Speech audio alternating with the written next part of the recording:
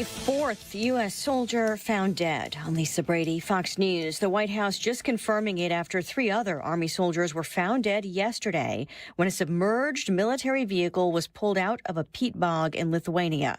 White House spokeswoman Caroline Leavitt says the soldiers were on a mission to repair and tow that tactical vehicle when they went missing. This is another stark reminder of the selfless sacrifice of our brave military men and women who risk their lives around the world every day to keep us safe. God bless them. Also offering prayers to their loved ones. Leavitt says tomorrow will be one of the most important days in modern American history when President Trump announces his new reciprocal tariff policy, arguing that many countries have treated the U.S. unfairly, leading to gutted industries and hollowed out workforces. Those days of America, beginning tomorrow, being ripped off are over. American workers and businesses will be put first under President Trump, just as he promised on the campaign trail. She's not offering any specifics ahead of the announcement, but emphasizes that products made in America won't face tariffs and says recent investment announcements by large companies are evidence the president's approach is working. Democrats challenging that. They've not taken a single step toward bringing down the high cost of living. House Democratic Caucus Chair Pete Aguilar, as the White House insists the administration is working to lower costs, in part by rolling back regulations and lowering energy costs. New Jersey Democratic Senator Cory Booker has been railing against the Trump administration and cuts led by Elon Musk since last night on the Senate floor. I ask everybody to understand this is not a normal moment in America. This is a crossroads moment in America. He says constitutional values are at stake in what's now the 6th longest speech in Senate history, though he has had brief breaks by allowing other lawmakers to ask questions. America is listening to Fox News. Only 2 things in life are certain: death and taxes. How about one more? Switch from Verizon, AT&T, and T-Mobile to cut your bill in half with Pure Talk. For just $25 a month, you get unlimited talk, text, 5 gigs of data on America's most dependable 5G network.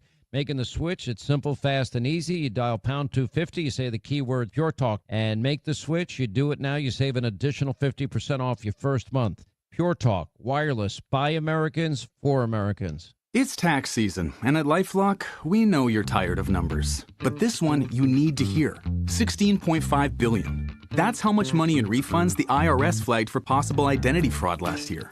Now, here's a good number. $100 million. That's how many data points LifeLock monitors every second. If your identity is stolen, we'll fix it guaranteed. Oh, one last number. Save up to 40% your first year with promo code NEWS. Visit LifeLock.com for the threats you can't control. Terms apply. Air Comfort Service, heating, cooling, and insulation. Weather. Chief Meteorologist Dave Murray. Warming up a little bit as we go through our Tuesday afternoon. Lots of sunshine, 62, but it's turning windy. Keep it windy not only this evening, but all night long. 55 for the low. On Wednesday, unsettled. A mix of clouds and sunshine, windy with scattered showers and thunderstorms. Still a strong threat of strong to severe weather Wednesday afternoon, 75. This is 97.1 FM Talk. Chief Meteorologist Dave Murray.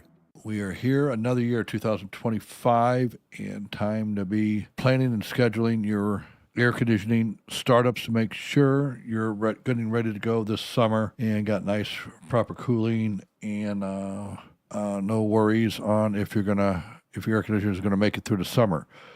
So give us a call. Early bird gets the worm. This is one easy number, Missouri and Illinois. The easiest of numbers, and that number is 314-293-2600.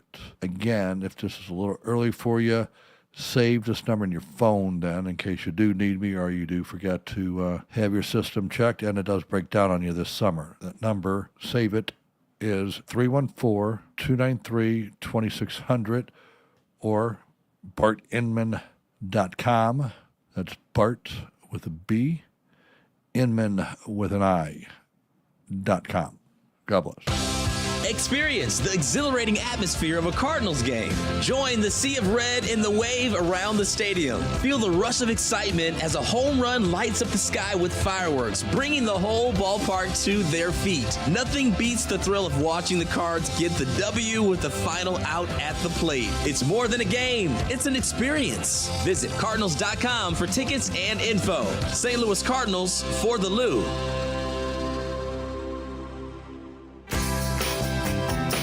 There is no better way to enjoy America's favorite pastime than cheering on the Cardinals with your family at Busch Stadium. From the thrill of watching the game to the kid-friendly activities, food, and fun, the ballpark has it all. Make magical memories as you cheer together for every home run, double play, and Cards win. Your family's summer tradition starts here at Busch Stadium. Grab your tickets today at Cardinals.com. St. Louis Cardinals for the Lou.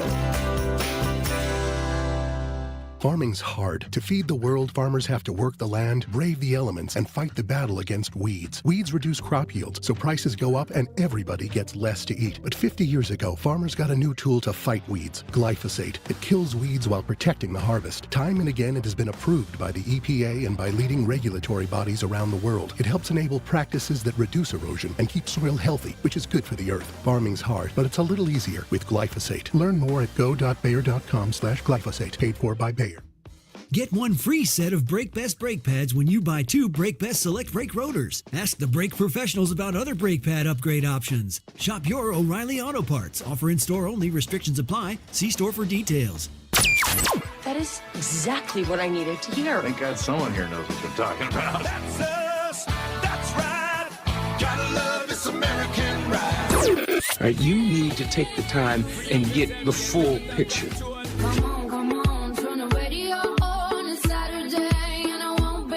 Don't get me wrong, I love the ladies. I mean, they rev my engine, but they don't belong in the newsroom. It is Anchor Man, not Anchor Lady. What do you want from me?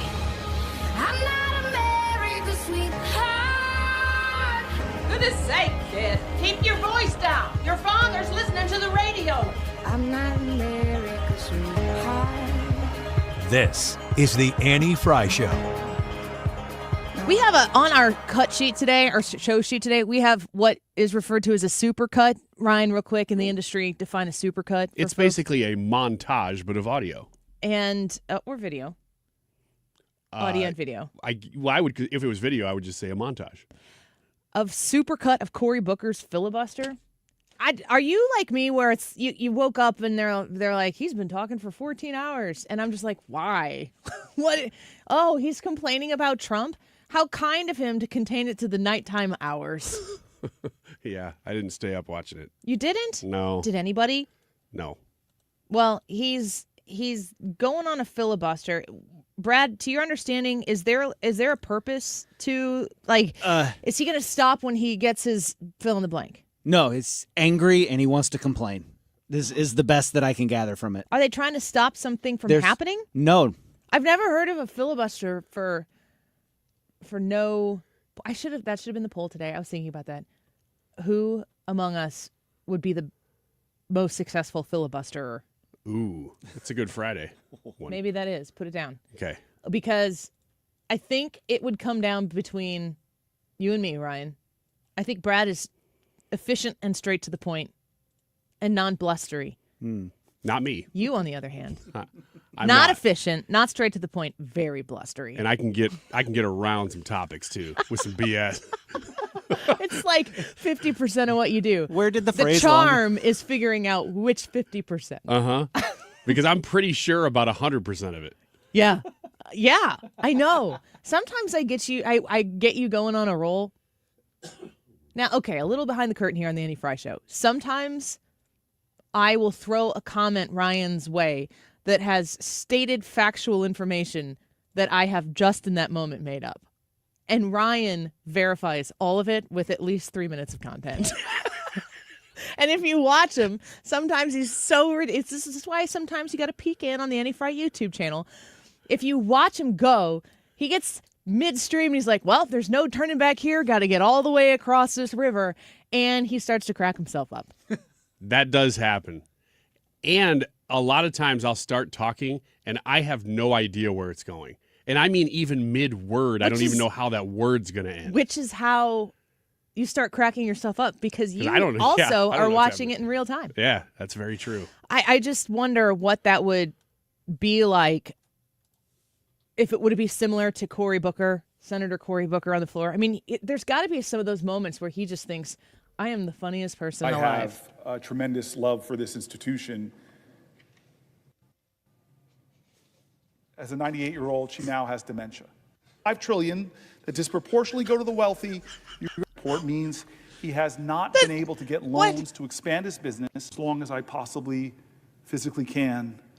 So is presented to us. Okay, I can't do this. This What? is not a supercut. That's a poor cut. Well, what was the first thing that he said there? I was waiting for him to make the I point. have a tremendous love for this institution.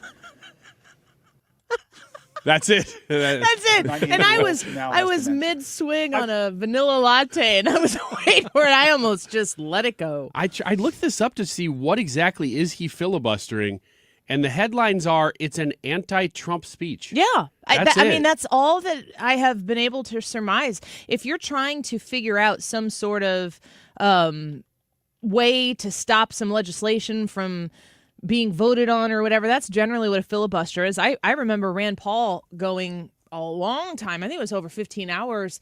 Maybe my guess is 2013. Is that right? 2012. And it's an interesting part of our government, that the filibuster, that you could just go until you can't stop in the Senate. I like the filibuster. And if I think it's a call for our country, I have to ask myself how I'm living these words. So tonight, I rise with the intention of getting in some good trouble. I rise with the intention of disrupting the normal business of the United States Senate for as long as I am physically able. I rise tonight because I believe sincerely that our country is in crisis. And I believe that not in a partisan sense, because so many of the people that have been reaching out to my office in pain, in fear, having their lives upended, so many of them identify themselves as Republicans. That's not true. I'm sure they identify themselves when they call into Cory Booker as a Republican. Hi, I'm a Republican, and I just came inside from keying a Tesla outside in your parking lot, and I am in duress. We represent Republicans from Portland, and all of my Portland Republican friends hate this. This is where Cory Booker loses me. Cory Booker is up there telling us that he speaks on behalf of the New Jersey Republicans. Okay. All right. Anywho, moving on. You know, the only reason that he's doing this is because people are telling the Democrats they're not doing enough. So he's going to stand up there for 18 hours. And do literally anything. And not accomplish anything other than just talk. It's just more talk. Did you see, speaking of the Tesla stuff, did you see I think we might have had this yesterday. It's a hard clip. I don't know that it translates as much. Well, it might if we play it over there. The one where the guy's like, "You keyed my Tesla," and he's like, "It was a crayon." Mm-hmm. Did you see that? Yeah.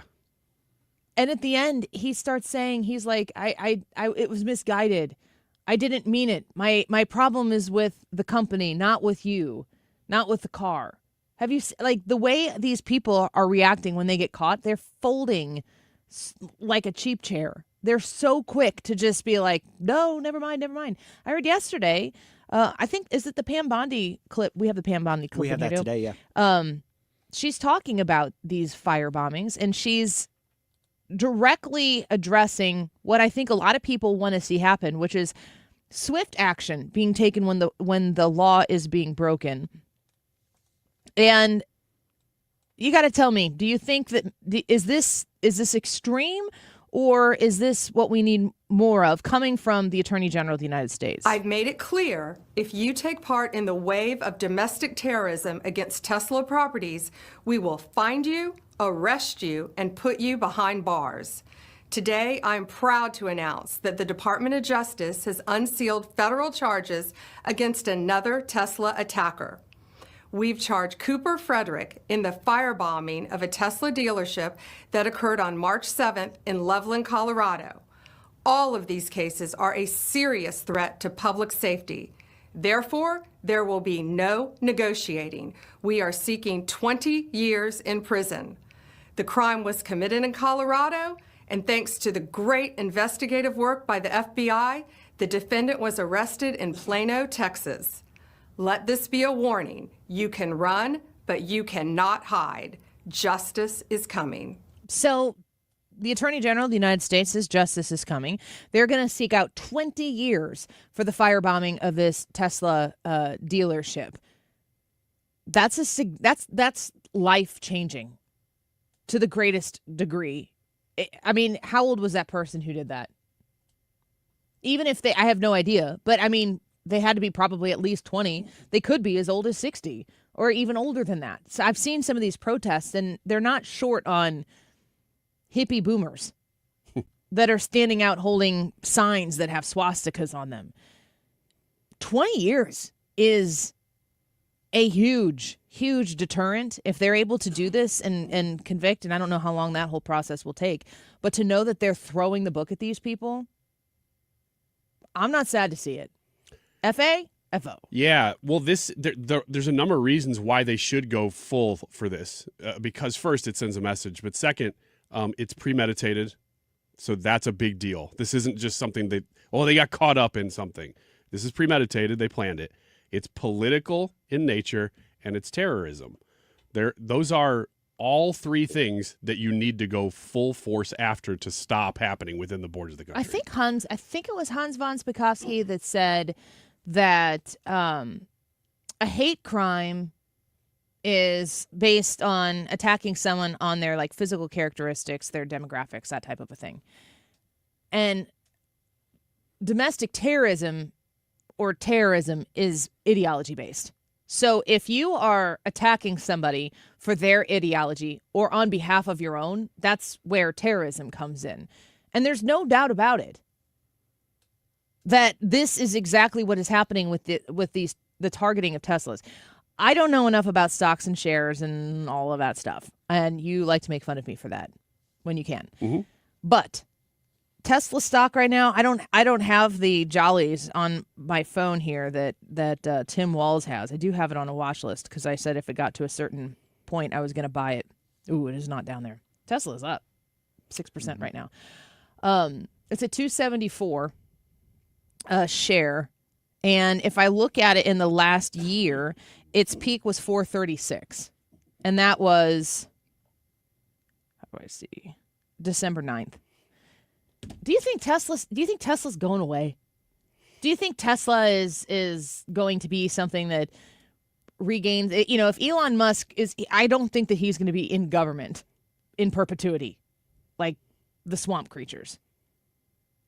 Don't you think he's going to do what he does, recalibrate the system, maybe get computers that talk to each other and systems that talk to each other, along with the help of, the Airbnb CEO is part of the panel that was on Bret Baier. There are a lot of other people. They're in the shadow of Elon Musk. Now, he's the richest one of them all, of course, but there are a lot of people who are incredibly wealthy, incredibly successful, who are serving their country in this capacity. He's not going to be there forever. No, he said he wasn't. I think he said that July 4th of next year, they were already going to be wrapping up his particular mission. But he may actually bow out a little bit for that. Looking at Tesla stock, though, Tesla's not going anywhere. The reason that people are going, oh my gosh, it's lost so much market share. Well, it rose dramatically after the election because people go, oh man, he's a big winner. Yeah. So this is going to go well. So it really right now, it's back to about where it was pre-election. It's actually still a little higher than it was pre-election. So if this is July of last year, 248, and it's 274 right now. Look, this is the reason that this is domestic terrorism is it's because it's trying to take out a major revenue source for the guy that's in charge of Doge. Well, and it's not working. The thing to me the point that I was trying to make, and the thing that is interesting here for me, is that they're trying to drive Tesla stock down. They're trying to hurt the company. Mm-hmm. Who are the people who are buying Tesla stock to support Elon Musk? People on the right. I guess. Moderates and people, conservatives, who probably see it as a buying opportunity when it gets low. And if it becomes wealthy again, it's like the left is single-handedly enriching the right. Yeah, by driving down the stock price so that people on the right can be like, well, I support him. I would like to buy one share of Tesla stock.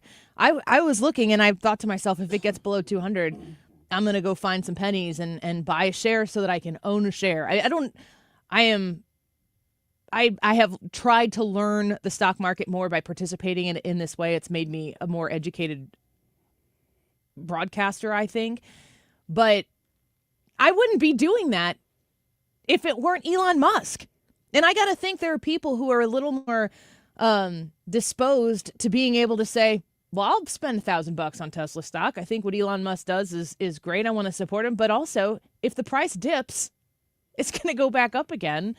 And I just find it interesting that the left, in trying to make people afraid to drive their Teslas or want to, and that's the other thing, if people trade in their Teslas, that car has already been purchased from Elon Musk. So it's not like you're not sticking it to the man. You're really sticking it to what I have to think is 50-50 at best voters, people who are out there buying Teslas before Elon Musk was involved in politics. I highly doubt that the purchasers of Tesla leaned far left. They probably were moderate lefties, enjoyed the benefit of being able to have an alternative source for fuel, like the technology, like and I'm not saying this in a pejorative way, the virtue of driving an electric car. And upper middle class. Yeah. That's what you had to be. Those people are in play to go, I don't like this party anymore. I'm going to consider my alternative and my options there. Like, I don't think that this was thought through. I'm interested when we get to the midterm elections or maybe even the next presidential election to see if the Tesla effect, if there are people who say, you know what, I always voted for Democrats. We were a union family. Didn't really love where inflation went during the Biden administration, but I was at Target and I came back out and someone slashed my tires on my Tesla and left a nasty message. And from then I thought maybe this isn't for me anymore. We're going to hear those messages. I think we are. So I don't want people to continue this. And I do want Pam Bondi to hold these people accountable. It's good to see that she is. When you look at how the left politically reacted to the presence of so many people at the Capitol building on January 6th, and you understand how many people were there who were very upset and very felt very disenfranchised by the setup of the government. And I know that people have made it out to be on par with 9/11. Those are psychotic people. Those are mentally unwell people who would tell you that. One person was shot, and it was by a police officer. It was, in large part, nonviolent. There were people there who were stoking the emotions and the mood of people that were present, and we still have questions that haven't been answered about who was really pushing what.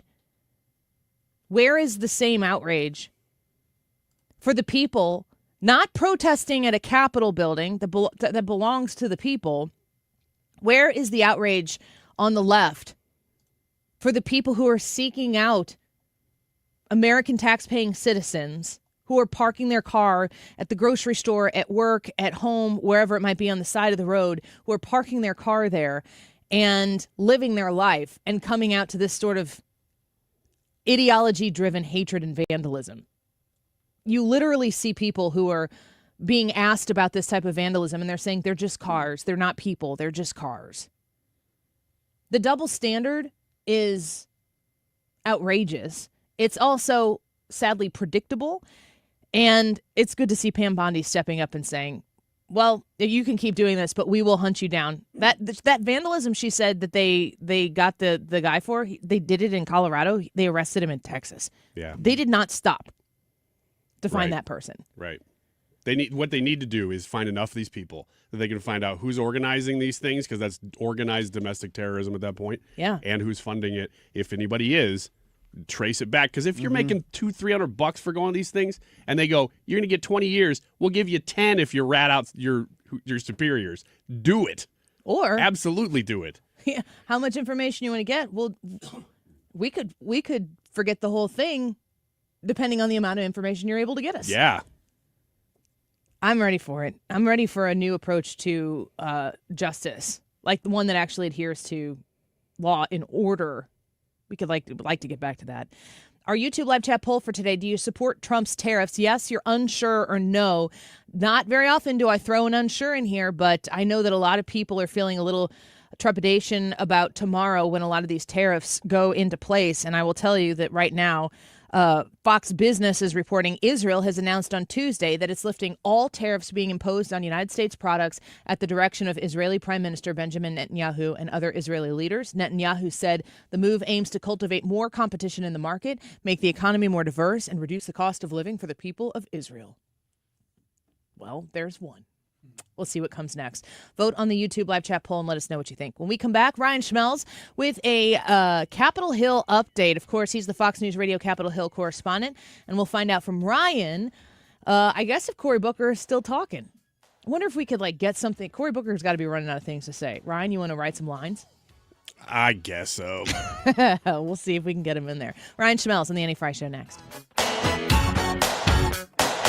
You're listening to The Annie Fry Show. Find the podcast, on-demand audio, and more at 971talk.com/Annie.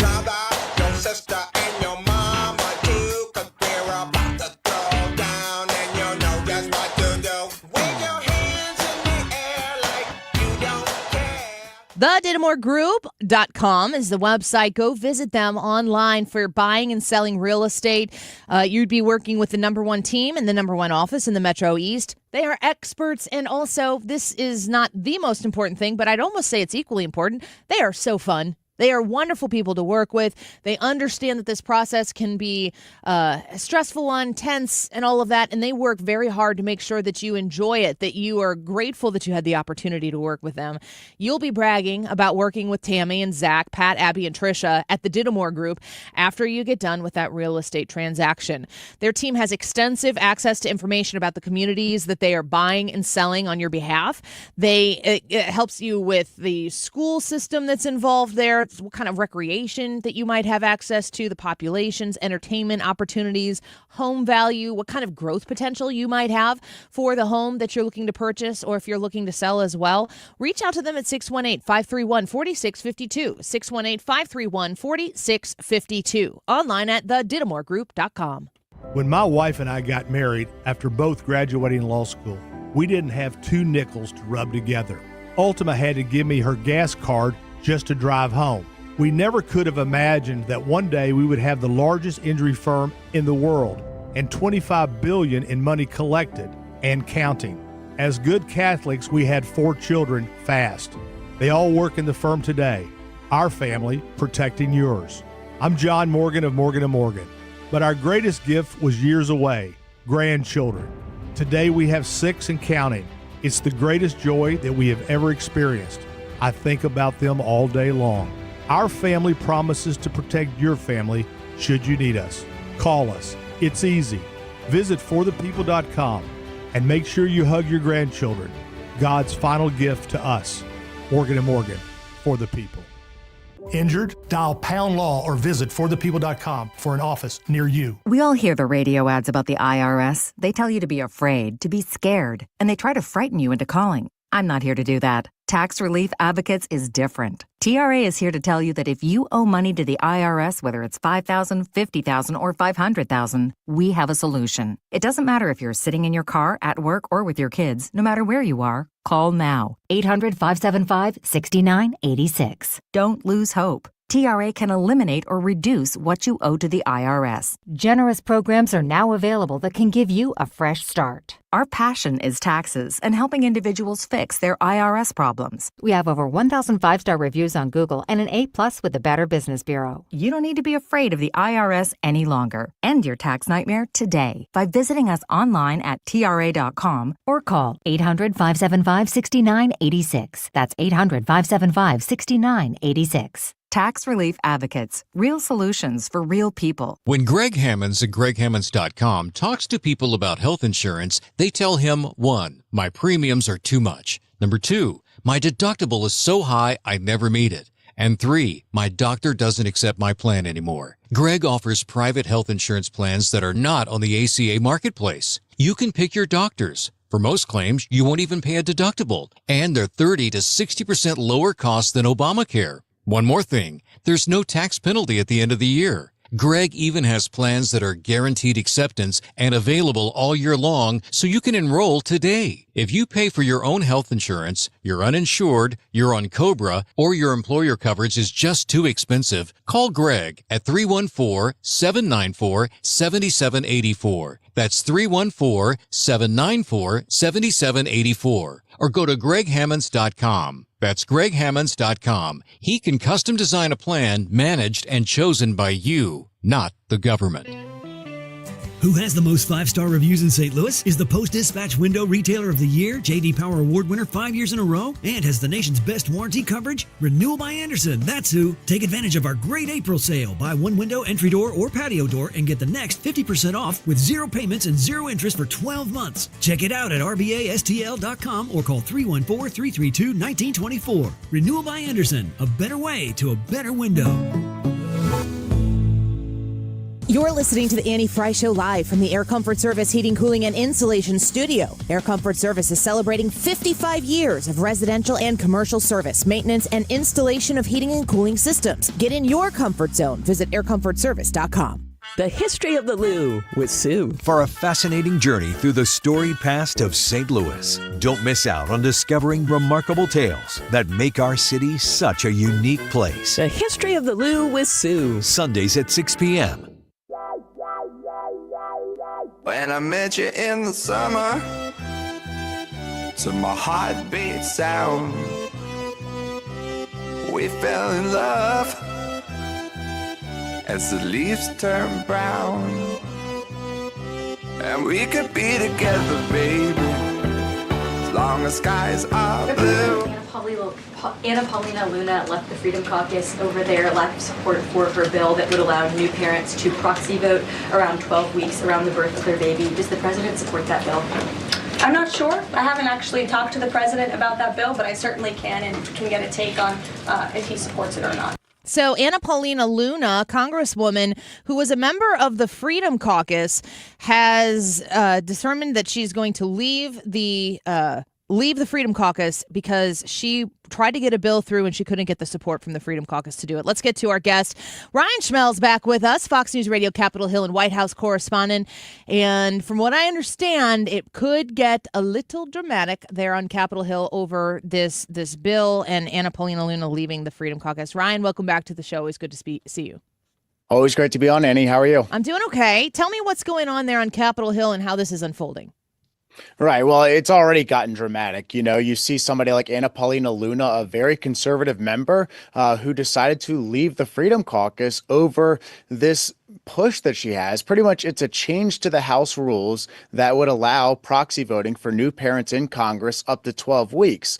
Now, this is a provision that's gotten a lot of support from Democrats, and Luna has teamed up with Democrats in order to get this through, and she's gotten some bipartisan support from Republicans. But probably the biggest opposition effort to this has been from members of the Freedom Caucus, which Luna has been a part of ever since she got into Congress. So this frustrated her to the point that she decided to leave and accuse them of holding leadership hostage, saying that they're going to vote to sink bills on the provisional level so that they can't even get brought up to the House floor. And thus, she claims that they forced leadership's hand. And now they're actually voting, probably, I think, right now or in the next couple of minutes, on what's called the rule. So the rule is you have to pass this in order to get a bill to the House floor. What they did was that they combined a table motion for Luna's resolution with a bunch of other bills that have a lot of priorities for President Trump. Right. So it's essentially forcing members to either vote to table Luna's resolution or you vote to kill President Trump's agenda, which is putting Republicans in a tough spot. Yeah, I would say so. I'm curious, what's the Freedom Caucus's reason or principle behind saying, you know, because you're saying it's Luna wanted 12 weeks, which is pretty much standard operating procedure for part-time leave or medical leave for myself took 12 weeks off with each of my kids. Some of them were paid for by the company, and as time passed, some of them weren't paid for by the company that I worked for at the time. But why would the Freedom Caucus say, no, we don't want to support Anna Paulina Luna in this? What's the danger in giving them proxy vote rights in that instance? Right. So first of all, to make it clear, Luna said it's not every Freedom Caucus member, but it is a small group of them within them who've been the most vocal. So one of the big arguments here is that it is not constitutional. It says in the Constitution that members have to be present in the United States Capitol in order to vote. So they believe if you're going to change the rule, then you have to change the Constitution. That kind of aligns with what Speaker Johnson says as well. And Speaker Johnson has been very vocal about his opposition to this. But there's also this argument being made by those who are opposed to this, that this is going to open up the door and set a precedent that means, well, if we allow this to happen, then there's going to be more excuses and more abuses, they believe, when it comes to proxy voting. So I think the precedent and also the constitutionality of this are kind of the two big opposition arguments you're hearing from most people who are opposed to it. Yeah, I don't know if it's the same thing, but I'm thinking if you're on some sort of medical leave because you've just birthed a baby, or whether depending on how you have it, sometimes it involves a major surgery towards the woman. There's a lot of recovery that's involved. It's not easy to just pick up and go and be on the House floor and vote, which that would make it more likely for women of childbearing age to not participate in the process of being a representative in Congress if that becomes too burdensome in order to do. But I'm also thinking of, and I can't remember the name. Ryan, maybe you do. Wasn't there a congresswoman in Texas that was in a home of some kind, some sort of senior care home for quite some time that I would assume might be able to fall under some sort of medical leave and be able to proxy vote. But I think there might have been dementia or something involved in that. Do you know the story that I'm referring to? So my understanding of that story, it was Kay Granger, who's actually the chairwoman of the Appropriations Committee last Congress. She resigned that position kind of out of nowhere, and then somebody else took over after the election. And, kind of during that lame duck period, yes, she was missing a lot of votes. And there was, I believe, a local news station that went to a senior care center that she was staying at. I believe that's what it was. And, they got a pretty negative reception from that. So, yes, we were wondering what was happening with Kay Granger for a long time because she was kind of MIA. Yeah. And you said heading up the House Appropriations Committee. It just seems to me that you would have that there is a little bit of a slippery slope that you'd have to be concerned with when it comes to allowing new moms to vote proxy. That how does that expand itself if constitutionally there is a rule that says that, or a law that says you have to be present to vote? Yeah, and that's what the debate's pretty much circled around. Can these members vote by proxy? And if they simply change the House rules, is that going to set up a precedent down the road that allows people to vote by proxy for other reasons? And one of the arguments Democrats have been making on the House floor as they've been debating this is that there were a number of Republicans, including Speaker Johnson, who utilized proxy voting when it was allowed because of the COVID-19 pandemic. So we have recent examples of proxy voting, and that's when Republicans say, after the pandemics, when that kind of got out of control, or at least allegedly got out of control. So you see that back and forth really kind of extensively over the last couple of days. We're speaking with Ryan Schmelz, Fox News Radio, Capitol Hill, and White House correspondent. So, Ryan, we did start the show just highlighting for people the Cory Booker filibuster. And so we discussed here, what is he trying to stop from happening by filibuster? What is he demanding by filibuster? And we didn't really come to a conclusion as to what Senator Cory Booker is trying to accomplish. A, is he still going? And B, what is the intent of his filibuster over the last 15 hours or so? All right, well, let me check the monitor real quick. It looks like he is still going. I forget what place he's at in terms of all-time records for filibusters, but yes, he has been speaking for well over, I think it's right, 20 hours or so right now. Oh my gosh. It was 12 hours at 7 o'clock, and I apologize, my math is really bad, but 7 p.m. tonight will be a 24-hour filibuster officially. But the debate is this technically even a filibuster, because he hasn't actually held up any Senate business as of right now. The floor was still just open when he started last night, and they pretty much just allow for unlimited debate, so he's allowed to keep going and going as long as he wants to. So as of right now, no, he has not interrupted any type of Senate business, held up any type of vote. Is pretty much just he's doing this out of a protest for Donald Trump and Elon Musk and trying to make his argument against what they're doing. Do you know of any of the things he's talked about that aren't Donald Trump? Has he done anything fun? Do you have any good sets in there in the last however many hours this is? Well, he did stop so that the Senate could observe its prayer, which it normally does each day when they're in session.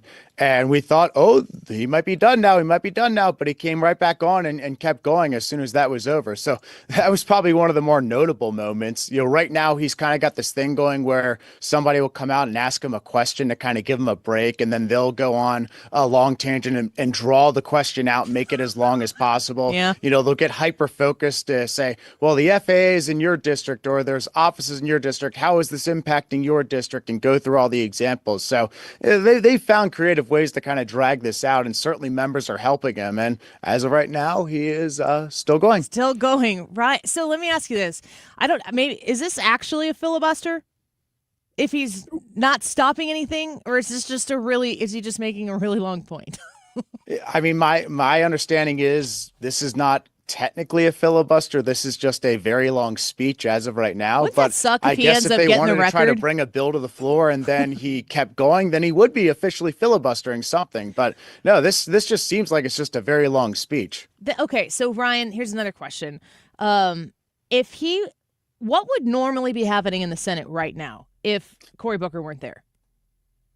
They would either be in recess or they would be doing leadership speeches. That's normally what they do, kind of in between times that they're doing legislation. So it's kind of a dead period right now because Thune filed cloture on a nomination, and eventually they're going to have the floor open to end debate, then vote on that nomination. But as of right now, there's no action being taken. So I guess they're just going to let him keep going for now. I'm wondering if he sat down and stopped for a while, if he'd be able. He is not allowed to sit.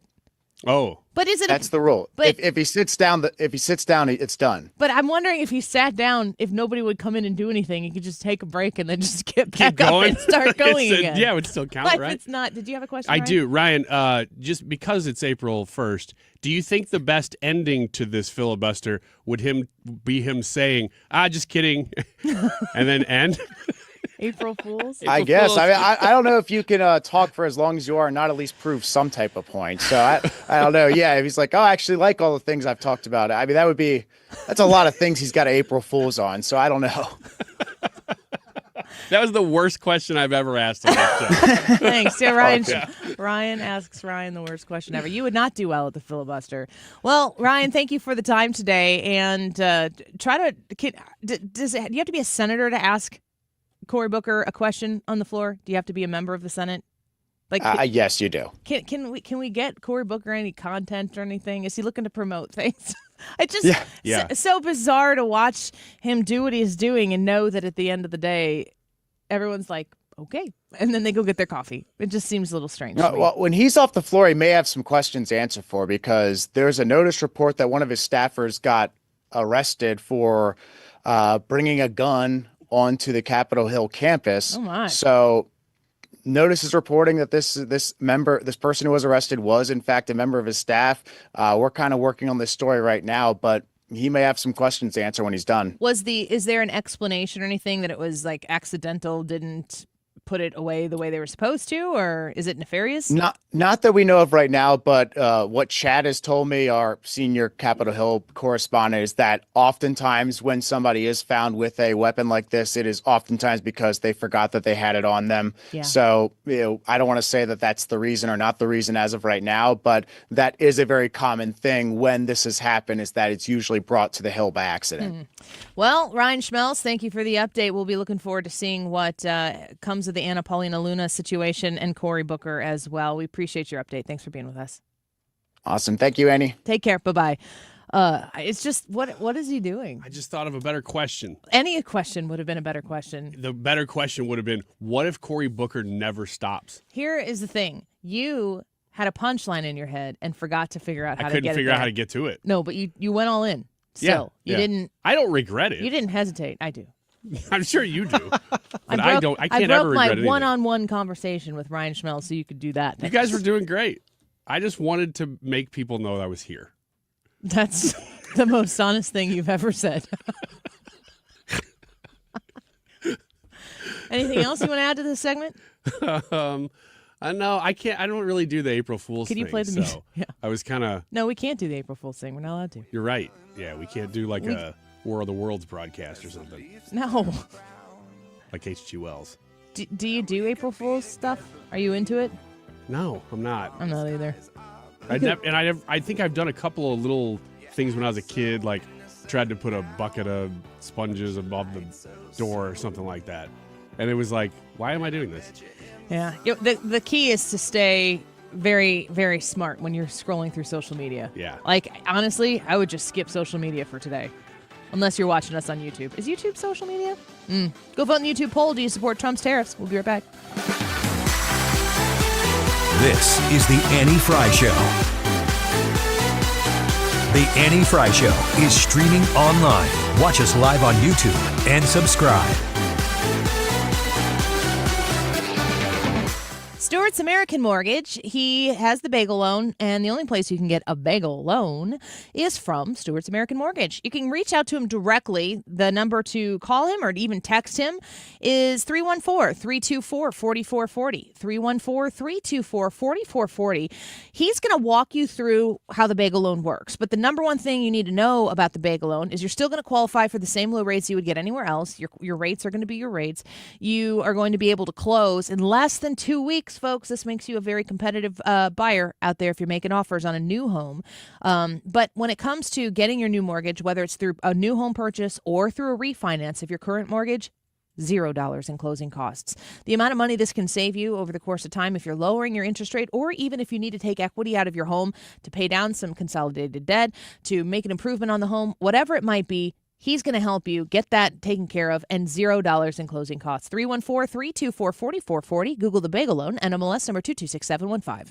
A lot of people are getting their air conditioners tuned up and ready to go for the summer, and we're getting a lot of calls of people saying they want a second opinion, to have us come out and requesting us to come out there and take a look at their air conditioners. They've been told that they need a new one, and the repair is quite costly, and it might be best for them to replace the air conditioner and then repair it. If you're in that situation, please give me a call, because there is truly some opportunities here for you that we could save you lots of money, because I'm sure you're going to be shocked. We have the equipment that still works best for you with your budget. It's pretty much the best. It's what I would put in my home. It's what I would recommend. Give me a call. It's Bart Inman. One easy number, the easiest number in Missouri and Illinois. That is 314-293-2600.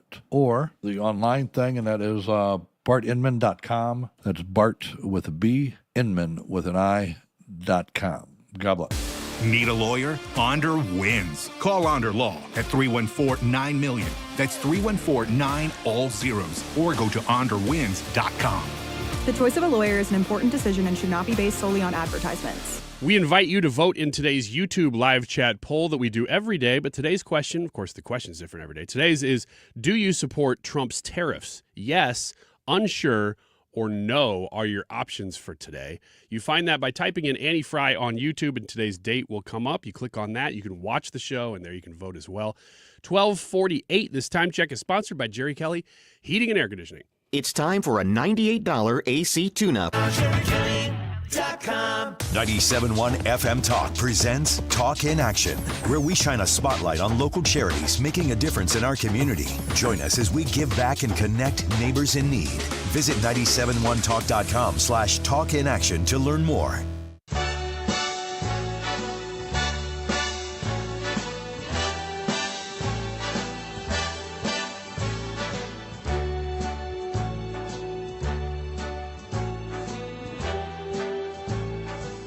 Start spreading the news. I'm leaving today. I want to be a part of it.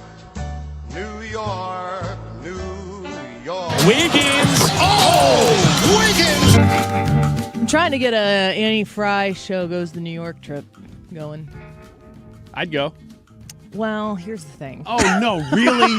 No, I'm an important part of the show, though. Ooh, it's just I was going to until that last question you asked. Oh, man. So close. I was kind of embarrassing the show when I did that. Ryan Schmelz is probably talking with all of his buddies on Capitol Hill about how this show used to be good. I hope he's specific in his description. I hope not. Man, that Annie Fry show, when I first started a couple weeks ago, that show was great. But anymore, ugh. All right, what I have for Wiggins America today is, and this is based on a comment you made yesterday afternoon. Oh, great. You said, I think I got a little OCD about Touch that. of the OCD. Touch I don't of the think OCD. you can, yeah, like I said, I don't think you can be casual about OCD, but maybe. We'll find out because today we have warning signs to watch for with OCD. Okay. And I'm going to give them to you, and you have to tell me whether you are all in on these things, like this is a problem for you, or it is not.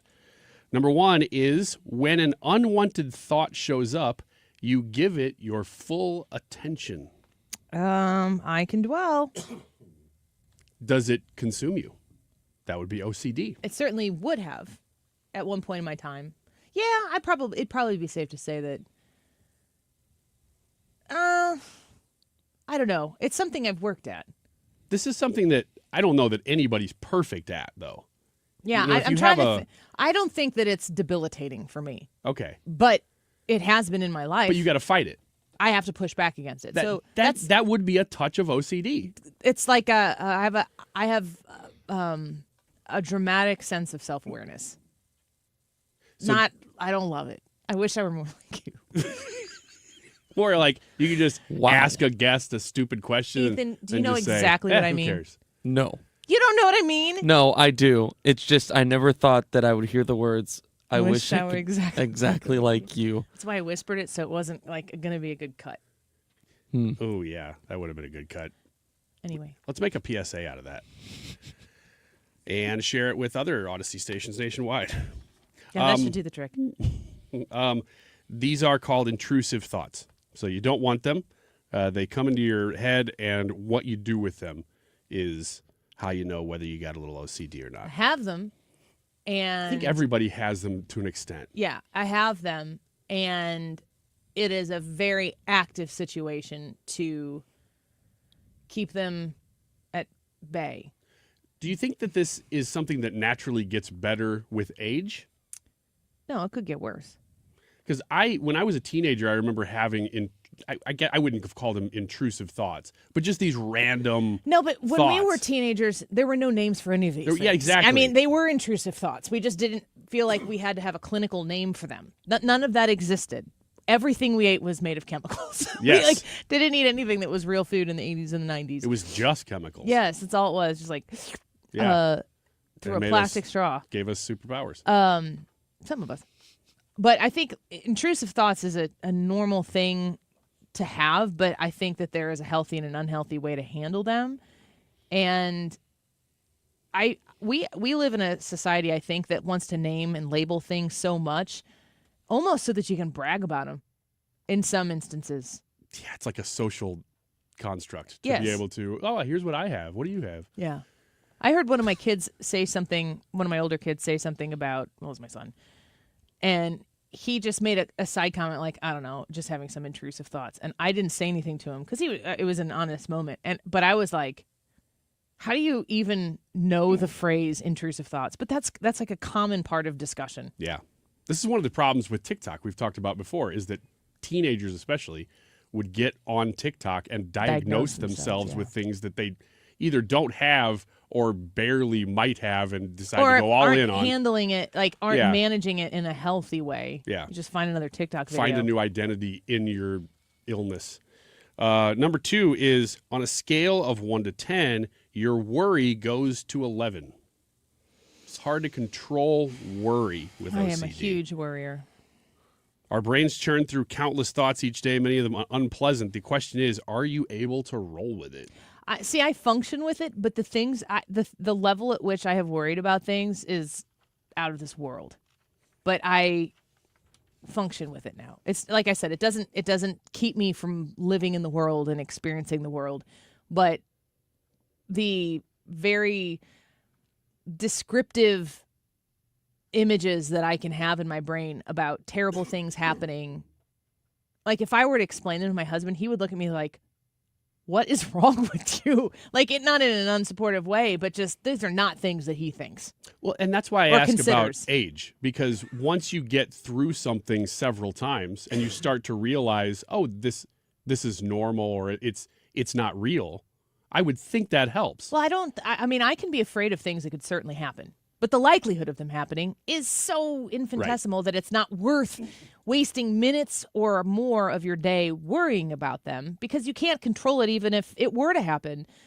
So I think for me, it's more of a, honestly, what I've done, the reason why with age I think that it would get better is because you have a better sense of your own self-worth. Yes. When you're a kid, you don't have that, and everybody's trying to push back against that. But for me, and this is the God's honest truth, when I start to worry, I just start to pray. And I pray until that worry goes away. Like, that is the mechanism that I use to try to calm my nerves. Like, just give me some peace of mind right now. Number 3 is you spend a lot of time and energy trying not to think about anything. Mm-hmm. There's something out there, and you have to spend a lot of your mental capacity pushing it out. Mm-hmm. That's a yes? Mm-hmm. I think you got to touch the OCD. Last one is you repeat behaviors in hopes of preventing something bad from happening. This is called ritualizing behaviors. I know somebody very close to me who has this, which is what makes me feel like I have the touch, because some of those like OCD things, repeating behaviors, cleaning surfaces, you cleaned it and then you're like, I think I need to clean it again. Like that type of stuff I don't do. Counting syllables, counting things on your fingers to make it come out to a perfect number or something like that, whatever that perfect number is for I you. do that. Do you? Yeah. Explain it. Yeah, go ahead. It's like, it can't be, I can't name a specific action that it is with, but it's kind of random things that I have to do that I'm like, okay, I have to do that 5 times, or I have to do that 10 times. Or if I go past 5 or 10, then I have to go to 25 because 5 times 5 is 25. That's how that works in my mind. I don't really have a lot of that other stuff, but you and I together, major Dr. OCD. Wiggins, help me, please. That's why I'm That's here. not what this segment is about, Ethan. Oh, okay. Got things mixed up. Sorry. Do either of you guys do that? Counting?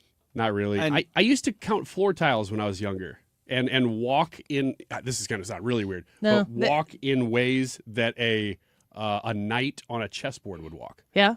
Like I would have to hit the squares that a knight would move. Yeah. It was very strange. I don't do it anymore. I like even numbers on like volume knobs or sliders or stuff like that. What do you mean you like them? If I am given any opportunity to set it at an even number, I'll set it at an even number, not an odd number. If you put it at an odd number, what happens? I go, I don't like that. But Well, it I doesn't. mean, like, It's it's not. Yeah, it's not debilitating or anything like that. But any chance that I could change it, I definitely would. So an example for me would be like when sometimes I'm doing something that annoys my wife, and I've done it like You have 3 to do times. it 5 times. It's gotten to the point where I'll be like, I'm done it 4 times. She's like, 1 more time and then you're done. Oh, really? Wow. Yes. She knows. Yes. You guys are good for each other. Yeah. Like doing the dishes. You're like, I can't do it just once. I've done it 4 times. That one doesn't annoy like a her, cheat though. code, yeah. Yeah, that's the last one on that list, the OCD, the ritualizing behaviors. That's the one people think of the most because that's I got to clean the counter. And I used to, in my mind, you're talking about like having to move like chess pieces Yes. move. In my mind, when I was little, used to, in my mind, when we were driving down a road, I would mentally have to jump over the light poles. I get that. I get it. It's just like in your mind, it sounds super weird. You explaining your 5 thing, that sounds super weird, but there are people right now who absolutely have done these types of things. Yeah. And if they explain it, they'd be like, It doesn't make any it's sense. the weirdest thing about Yeah. me. Yeah. And the question is like, how do you stop it? If you can stop it, how do you feel? How much does it, like, can you feel a physical, like, can I please just do it one more time? I need to get it out. Yeah. You know, that type of thing is what pushes it into clinical in my mind, but that might not be even right. I don't know. Let's talk to Blaine Wilhour and Marc Cox in the next hour. Don't go away. Do you ever wonder if you've saved enough to retire? Discover how you could make your money go a lot further in retirement in a 3-hour adult education class called Retirement Planning 101. Hey guys, it's Dave Glover here. This one-night class is taught by a fiduciary advisor from Financial and Tax Architects with decades of financial planning experience, and they're held at colleges and libraries throughout St. Louis. You'll learn about reducing your taxes, maximizing your Social Security, paying for health care, and more. There's no cost. We would ask that you bring 3 canned goods that we're going to pass on to the St. Louis Crisis Nursery. So you have 2 jobs when it comes to retirement, in my humble opinion. One is saving the money, putting it away. And then the other, just as important, is how do you take it out and what do you do with it after that? Find out at Retirement Planning 101. Simply call 314-350-8110. Again, no money necessary. 314-350-8110. 350-8110. KFTK FM Florissant. An Odyssey station. Multiple pedestrians hit in Boston. I'm Lisa Brady, Fox News. At least 2 people reported in critical condition after a box truck ran up onto a sidewalk where the truck is on its side, wedged between a building and a utility pole. Police don't know yet if it was an accident or intentional, but the truck driver had to be extracted from the cab. The total number of injuries not yet known. What President Trump calls Liberation Day happens tomorrow when he announces new reciprocal tariffs. The president's historic action tomorrow will improve American competitiveness in every area of industry, reduce our massive trade deficits, and ultimately protect our economic and national security. White House spokeswoman Caroline Leavitt says companies can avoid tariffs by manufacturing in the U.S., but some economists continue to warn prices could rise for consumers. House Republicans holding a hearing on judges blocking the president's agenda. Republican Darrell Issa says rogue judges are acting as activists by overturning President Trump's policies. The president was doing nothing more than undoing a policy of his predecessor. The hearing in front of the House Judiciary Committee looking at a number of recent rulings that didn't go in the White House's favor. Democrats like Hank Johnson of Georgia accuse Republicans of trying to intimidate judges. But Republicans on this committee are sending a message to anyone who dares to stand up to Donald Trump. If you step out of line, they will target you next. ISA is sponsoring a bill to limit district court judges' ability to issue orders blocking Trump administration policies. Fox's Ryan Schmelz on the Hill. The bill takes issue with district rulings being applied nationwide. The body of a 4th U.S. soldier found in Lithuania. The soldiers had been on a mission to tow an immobilized military vehicle when their vehicle ended up in a peat bog. The U.S. Army says the accident's under investigation. America is listening to Fox News. Only 2 things in life are certain, death and taxes. How about one more? Switch from Verizon, AT&T, and T-Mobile to cut your bill in half with Pure Talk. For just $25 a month, you get unlimited talk, text, 5 gigs of data on America's most dependable 5G network.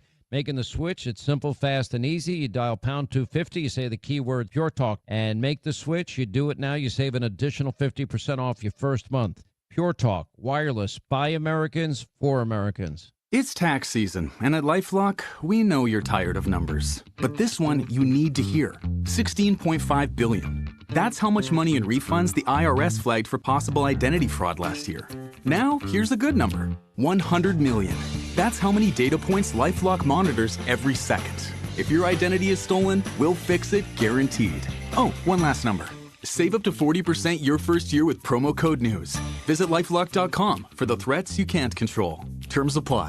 Air Comfort Service, heating, cooling, and insulation, weather. Chief Meteorologist Dave Murray. Warming up a little bit as we go through our Tuesday afternoon. Lots of sunshine, 62, but it's turning windy. Keep it windy not only this evening, but all night long. 55 for the low. On Wednesday, unsettled. A mix of clouds and sunshine, windy with scattered showers and thunderstorms. Still a strong threat of strong to severe weather Wednesday afternoon, 75. This is 97.1 FM Talk. Chief Meteorologist Dave Murray.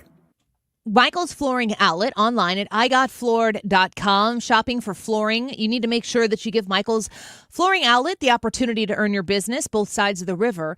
You can partake in this family-owned and operated business for over 3 decades here in the St. Louis area, they must be doing something right. If you're looking for a great price on quality flooring, whether it's residential or commercial, you're going to want to check out the amazing family at Michael's Flooring Outlet. When you go in and you talk to them about what it is that you're looking for, or if you start that process online at igotfloor.com, you can even request an estimate right there. You can schedule an in-home visit so they can see what they're looking at and give you examples of what you could install in your home, prices, and all of that. They are there to work for you, work with you to make sure that you have a very great confidence in the product that's going to be put into your home. And you can go online to igotfloor.com and read reviews top to bottom of people who right here in the St. Louis bi-state region have used Michael's Flooring Outlet and raved about them. Online at igotfloor.com. I am the place that stole America's first Olympics. Many American cities put in bids to host the 1904 Olympics, and one sports-crazed city made much more sense than the others: Chicago. But when the World's Fair was delayed from 1903 to 1904, local leaders convinced the Olympic organizers to move the Games to St. Louis, capitalizing on the attendance and attention of millions of fairgoers. St. Louis is more fascinating than you realize, and the Missouri Historical Society is giving it a proper introduction. This station is now conducting a test of the emergency alert system. This is only a test.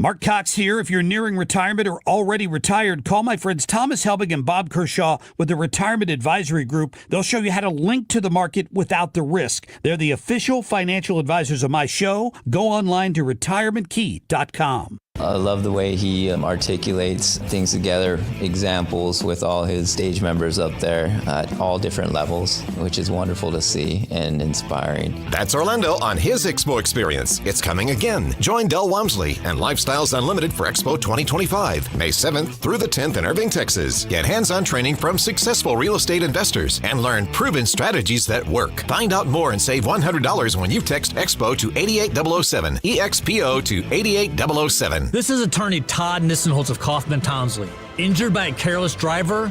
We work with the top doctors in St. Louis. We'll help you get the expert medical care you need and the maximum amount of money you deserve. Call 314-500-5000. There's still time to join us for a fish fry, so if you haven't yet, we'll be at St. Mary Magdalene Church in Brentwood this week. If that's your area, stop by and say hi. The whole gang will be there from the show. It's the Mark Reardon Show's Fish Fry Fridays, continuing this week in Brentwood. That is exactly what I needed to hear. Thank God someone here knows what they're talking about. That's us. That's right. Gotta love this American ride. All right, you need to take the time and get the full picture.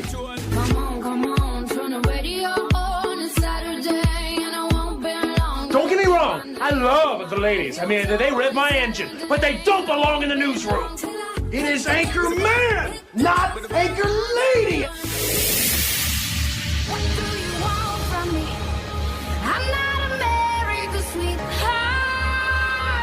Goodness sake, kid. Keep your voice down. Your father's listening to the radio. I'm not America's sweetheart. This is the Annie Fry Show. Well, it's Election Day here in Illinois. Missouri is going to be next week, right? On the 8th? Yeah, a week from today. Marc Cox is going to be with us in the next segment at about 1:25, and we're going to talk about what's coming up in the state of Missouri. But it's important to talk about Illinois. What direction is the state of Illinois heading in? Of course, we've been talking a lot about the Homeschool Act, so we thought we should get an update on that. So I went to Blaine Wilhour, my friend, Illinois State Representative for the 110th District. He's also a member of the Illinois Freedom Caucus. Representative Wilhour, thanks for being back with us. Good to have you. Yeah, always good to be here, Annie. Give us an update right now. I can't remember the last time when we talked to you, if it was after everybody flooded. No, you were inviting people to come. That's right. What happened. You were inviting people to come to the Capitol building in protest of what the Democrats were trying to do with this Homeschool Act. Take us from the last conversation we've had on this issue. Where does it sit? Yeah, well, people responded big time when we came on here and other places, and other folks did too, and said, come to the Capitol. Let these legislators here know what you think, and let's inform them. And it worked tremendously as far as getting people there. They had to shut down the Capitol complex. There were so many people in there, and the last time that I seen that happen was back in 2019 when they were passing the first of some of their really, really bad abortion bills. So people definitely responded. And I think that everybody learned a lot. I think the legislators from Chicago and those places learned a lot. And I think that the thing that most people realized then, the people on the committee, they're kind of a lost cause. They're pretty far left, but there are other people in the legislature that aren't. But what we found is it's not a political issue. It's not really a Democrat Republican issue. It's a parents' rights issue, and that cuts across the spectrum. Homeschooling and private schooling is the fastest growing form of education in America because the government schools are broken, and they're especially broken in our urban areas, like Chicago, like St. Louis, these places where, in the city of Chicago, 1 out of every 10 kids, Annie, is reading at grade level, and it's worse on math. There's over 30 public government schools in the state of Illinois where not a single kid is proficient when it comes to reading, and it's even worse on math. So it's not a political issue. It's a parents' rights issue. Didn't go as well as, I wouldn't say we would hope that it was going to go better in committee because we actually know how that process works. But, like I told people that day, don't lose hope. Don't despair about what happens in this far left committee. This fight's just begun, and it's actually going to come back to committee on an amendment, so it's not even hit the floor yet. So there's still a long ways to go. So Blaine Wilhour speaking with us right now. Talk to us about the nuts and bolts of the process, because I think, and you were there, so you could agree or disagree with this. Sometimes I feel like, especially in Illinois, where you've got a supermajority of Democrats, you pretty much have the votes anytime you want to do whatever you want. You just have to decide if you're going to be able to win the next election by going through that if you're a Democrat. It feels like the minutia of the process gets in the way, and people are like, oh, well, I thought we got all mad about that 2 weeks ago. We're still dealing with that, so it goes back to committee. What is the likely process that this will go through before, if at all, they actually take a vote on it in the legislature? Yeah, so it has to go through the committee process. It has to be read 3 times. The committee's the first time, then it's read on the floor, and then on the third time it can be voted on. So we're still on the first prong of that process right now. It was held on second in the committee with a promise that it was going to come back to committee with an amendment. Do we think that the amendment's going to make it any better? No, probably not. But it's going to give an opportunity for people to come back up and, make their voices heard. We had we peeled off 1 Democrat in the committee the last time around, and hopefully we can do some more. But ultimately, the hope is that even if this goes through committee, it's held on the floor because the speaker's not going to bring it up for a vote on the floor if it doesn't have close to unanimity amongst the Democrats. And I really don't think that we're there yet, because like I said, a lot of these urban legislators, their folks don't like it. There was a great homeschool lady, an African American lady that came down and testified very passionately for this bill, or against this bill rather. And there's more of that to come. So the hope is that it just won't be heard on the floor, and if it does, it wouldn't be the first time that some crazy thing passed the House and the Senate sat on it too. So there's a big process here. It's got to pass the House. It's got to go through the process here. Then it's got to start it over in the Senate. So people just need to stay positive, stay vigilant, and keep doing our thing, because it is working. It's getting a lot of national attention. Wall Street Journal did a great article on it. Forbes magazine did a great article on it. Even the Chicago Tribune, which we don't get much good coverage from there, they came out with a pretty common sense article on it too. So I think the common sense is in our favor here. Yeah. We just got to see it through. Yeah, we don't always get to say that in Illinois, so it's good to hear you say that. Illinois State Representative on the 110th District, Blaine Wilhour, speaking with us right now. What is there, if anything, what can you ask of the Illinois listeners that we have right now in order to stay vigilant and to take action? You made a very specific request last time, which was to go to the Capitol, and we know for a fact that we have people in our audience here that did make that journey up to Springfield, 50 minutes or so, easy drive to up 55 to get to Springfield. Is there anything that people can do right now to push back against the Homeschool Act? The biggest thing is to stay tuned. Right now, we're not in this week, so we're safe for the next week or so here until we go back up there. But it's going to come back to committee. You're going to have a chance to do the witness slips again, which was outstanding. There was over 45,000 on the initial bill. Then they tried to slip in an amendment with less than 12 hours to go. In a matter of 12 hours before that committee, through the middle of the night, over 47,000 people expressed their opinion on this as opposing it. So there's always that, and showing up, man. Fight, fight, fight. You know, Donald Trump said it the best. When we believe in something, we fight for it. We haven't done enough of that in Illinois. That's starting to change now. Let's shut down the Capitol complex. With our peaceful protest again, and just let these people know that, hey, not everybody in Illinois is crazy. Yeah. And not even everybody in Chicagoland's crazy. They still want their parental rights, whether they're Democrat or Republican. And I think we got a good chance of that message resonating. So let's talk about that. Not everybody in Illinois is crazy. What was it, +8 or +9 for Donald Trump in the general election last November in 2024? We're all looking ahead to 2026. Of course, that midterm election for the country is the statewide election for Illinois. I want to know what you think about the Illinois Republicans' party ability to get their act together, to unify, and to make the case for the common sense people of Illinois who voted more for Donald Trump than they voted for J.B. Pritzker. So you're saying there's a chance in 2026. What is the Illinois Republican Party doing to try to make sure that we can win in 2026? Well, we need to get all those people to just come out and vote for Donald Trump. We need to get them to come out and vote. He got more votes in this state than J.B. Pritzker did either time that he was running. So we can't keep ignoring these guys. We're not, I've said since I've been coming in since 2018, I'm a working class guy, and that's what the party is made up of now. We're blue collar folks, and we can't be afraid. We can't be afraid to stand up for the issues. We operate too much out of fear in the Republican Party in the state of Illinois.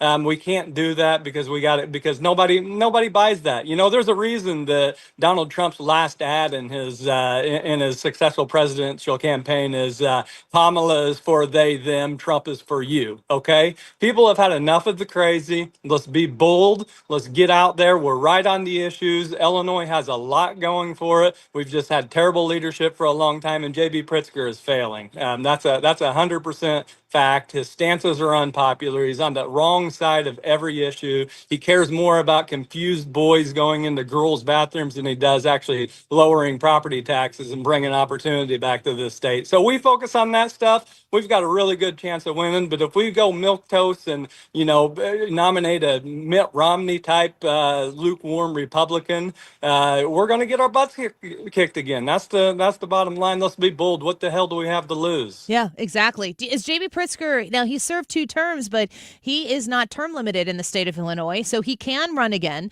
Do you expect him to be the person on the Democratic ticket for the governorship next year? Boy, if he was smart, he would run out of here as fast as he could because this state is going down the drain. So you're saying he'll be on the ticket? He has yeah, right. Goes without saying. I think that everything points towards him being on the ticket, and I think that outside of his billions of dollars, that bodes well for our state because he's a complete disaster and he's wrong on every issue, and people are sick of him. Here, I'm going to wrap this conversation up because you were talking about not being milquetoast, not being the Mitt Romney Republican that is always trying to do saying all the right political things, but they're actually not being right on the issues. They're not believable. Are there losing issues for a Republican to run on? Strong, conservative Republican issues. Are there issues that the Republican Party traditionally stands for that are going to be losing issues for them in the state of Illinois in 2026? Well, I think that we put too much credence on that, really. I think people want authenticity. I say the number one virtue in politics today, especially in a state like Illinois, where there are no easy answers on anything, is courage. We've got to have the courage to do the right things and just tell people what you believe. You don't have to agree with them on everything, but be able to articulate it and, make some common sense. There's certain things that we're just not going to be able to do in Illinois. But, everybody has, everybody's property taxes are out of control. Everybody's education system is in shambles. The parental rights have been assaulted at every turn in this state. So there are plenty of things that we can agree on. And like I said, people are tired of J.B. Pritzker and the fact that he can't even focus on Illinois because he thinks he's going to be president. We don't need that. We don't need that. We don't need the Illinois eyes, J.B. Pritzker eyes, America. Okay. No. Yeah, they would. I don't think that's going to happen. And to your point too, just to follow up that if we were to get a Republican governor, and the Democrats will do everything they can to go to the far extremes on issues to try to say this is what the governor is going to do. We are about as extreme on social issues in this state already that you can be. If they even move to the right, they would still be left of center. What kind of red wave monsoon would it have to be in order to get a General Assembly that right now is Republican super minority in order to bless a Republican governor, should we get that position, to be able to do any of these extreme things? The likelihood of that is there's just so much ground to cover. Yeah, you're not gonna change it in one cycle. It didn't start overnight. It's not gonna end overnight. But the governorship is I think in play in this state as it is all over the country because the Democrats are just wrong. They're taking 80-20 issues and they're going to the 20 side on every single one of them. And Donald Trump has paved the way in a lot of regards on running on the issues. Be bold. Go out and get it, And, at the end of the day, we need folks that are going to go out there and run and do the right thing and actually try to fix this state. And if they lose, they can go back to their professional life where, that's the type of people that we need there. But it's a long slog, but getting the governorship for the next remap would be a huge plus on redistricting as well. It certainly would. And Blaine, you're one of the good ones, and we're always grateful for you being on here with us and keeping us updated. We'll be in contact, especially as those committee hearings continue on the Homeschool Act, because it's not a no from Illinois, it's a hell no, and we need to make sure that we keep talking about it. Blaine, thank you. Love having you. Come back soon. Yep, thank you. Take care. Bye-bye. Illinois State Representative Blaine Wilhour, the 110th District Representative there, a fighter for truth and common sense, and in a way that I have always found very consumable and believable, not stuffy, which is what I feel like politicians used to think that you had to be. You had to look like you were like a cut above the rest. Yeah, you had to be polished. You had to know exactly what to say so that nobody could use a soundbite against you. Yeah, if you were Blaine and you just heard her say, like, politicians used to be like this, but now we... You're offended. No, he's not. That's the thing. That's exactly what he's going for. Why? Because he's a farmer. He's a real guy. He has kids. His kids are very similar. I think he has all boys, but his kids are similar to my kids' ages. We're very close in age, and he has a wonderful family, wonderful wife, and I didn't put him on the spot there, but I hope he runs for governor. Me too. That'd be fun. I would vote for him. Heck yeah. Yeah. Do you think J.B. Pritzker's going to run again? No. Do you? Oh, yeah. I think he'll try both. I think he's going to try to run for president, and I think he will run for governor. I hope he runs again so we can be like, oh, third term, huh? You know what? He'd be stupid not to, even if he is running. How do you run for a third term of governor and then call Donald Trump like a king, a monarch? And all the executive orders or the emergency orders that he would enact, and then it'd get 60 days into it or 90 days or whatever it was, and he'd just go, new one. How long were for a year? How long were we out of COVID by Biden declaration while we were still under emergency orders? But people voted for him again. Yes. With in that, the midst of that. We were dealing with it. Yeah. He has so much money. It's the money in politics. I don't know what the answer is. I think this is something that the left and the right are both like, yeah, too much money in politics. But then, of course, as is usual, we disagree on which money and how it gets there and all of that stuff. And I admittedly don't know enough about PACs and funding and all of this stuff. But I just know, he self-funds the vast majority. I have two numbers in my head. One is 35 million, one is 50 million. And I don't remember which one it is, but I could Google it. He put, I'll go low, $35 million last time into his reelection bid campaign before he said he was running again. That dude has a whole bunch of NGOs, too. He's putting a whole bunch of money in Wisconsin right now, too. Elon. Mr. Musk? Yeah, but the elections can't be bought. I know. Yeah. Wow, we can't let the oligarchy buy elections. What if they're for Democrats?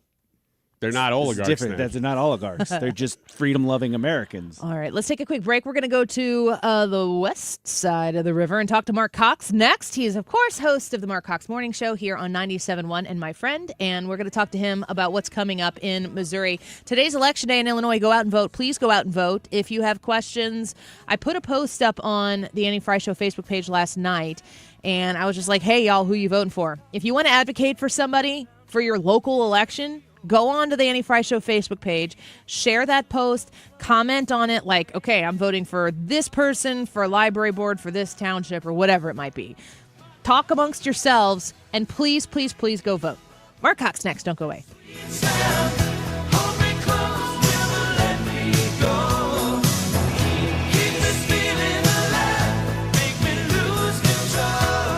You're listening to The Annie Frey Show. Follow Annie on X at Annie Frey Show.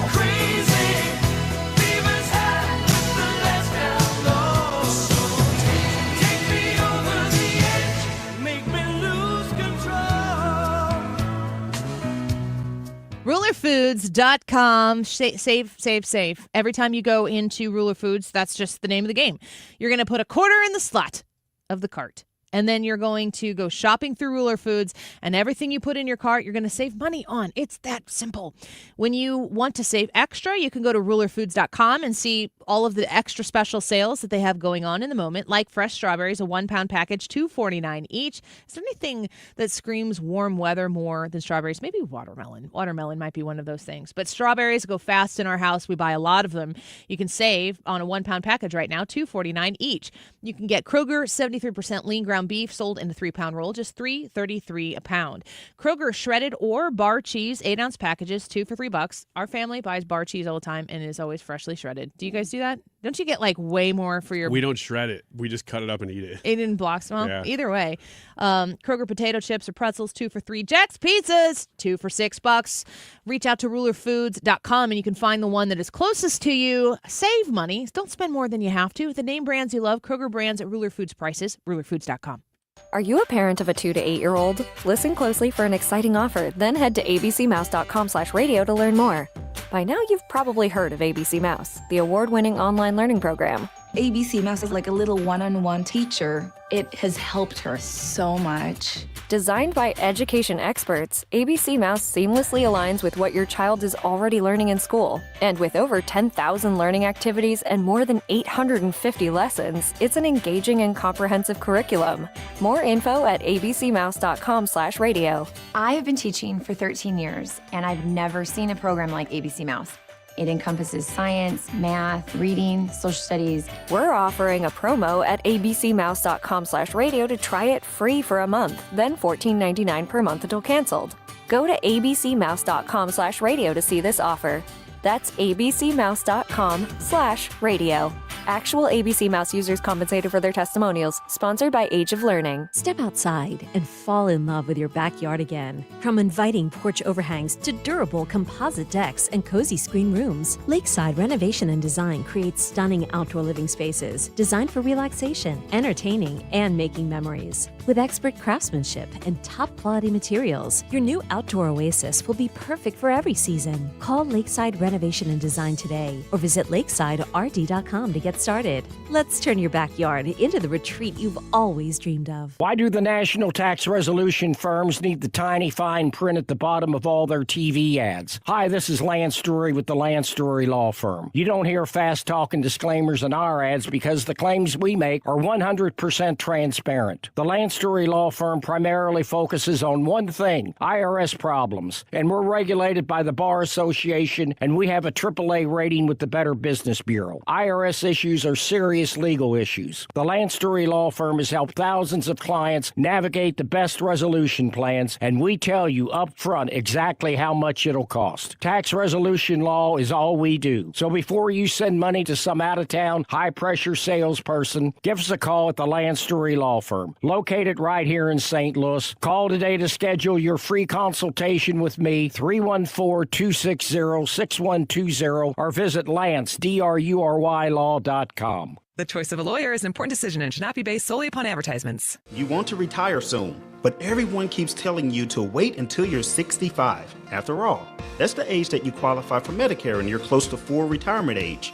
I'm Marvin Mitchell, president of Compass Retirement Solutions. In my new book, Retire Early, The 9 Critical Decisions When Retiring Before 65, I discuss proper planning to help make early retirement possible. When to take Social Security, what to do with your 401k, health care, how to maximize retirement income, and much more. Get a complimentary copy of Retire Early by calling 1-800-743-8510. That's 1-800-743-8510. Can you retire early? Call 1-800-743-8510 for your copy of Retire Early, The 9 Critical Decisions When Retiring Before 65. Investments and services offered through Compass Retirement Group, a registered investment advisory in Missouri and Illinois. Compass Retirement Solutions is not affiliated with the U.S. government or any governmental agency. You're listening to the Annie Fry Show live from the Air Comfort Service Heating, Cooling, and Insulation Studio. Air Comfort Service is proud to support Greater St. Louis Honor Flight. Sign your veteran up for the Honor Flight today at gslhonorflight.org. And for HVAC services, visit aircomfortservice.com. The Mark Reardon Show. Tuesday afternoon, a big Supreme Court race in Wisconsin. The eyes of the nation on that, but should they be realistically? We're going to talk about it. It all starts at 3. The Mark Reardon Show, weekdays from 3 to 6.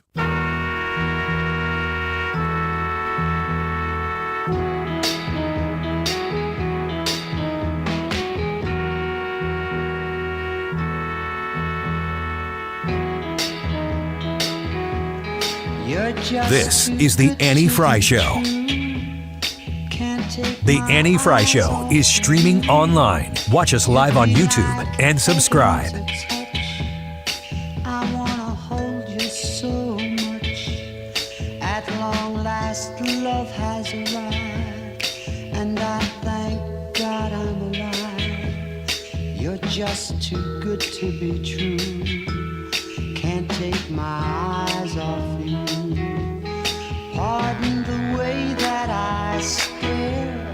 There's nothing else to compare. The sight of you leaves me weak. There are no words left to speak. But if you feel like Oh, Stu, I don't think we're going to see energy prices rise. They've already come down in response to President Trump's actions, just his messaging on marketplaces. What you're going to see is tariffs on U.S. exports come down across the world. President Trump's message has been free and fair trade, reciprocal trade. I'm talking to foreign leaders all the time, and they want two key things. They want to buy more American products. I'm talking to them mostly about energy, and they want to invest more dollars in the United States. We've got to remember, this president was elected to lower energy prices.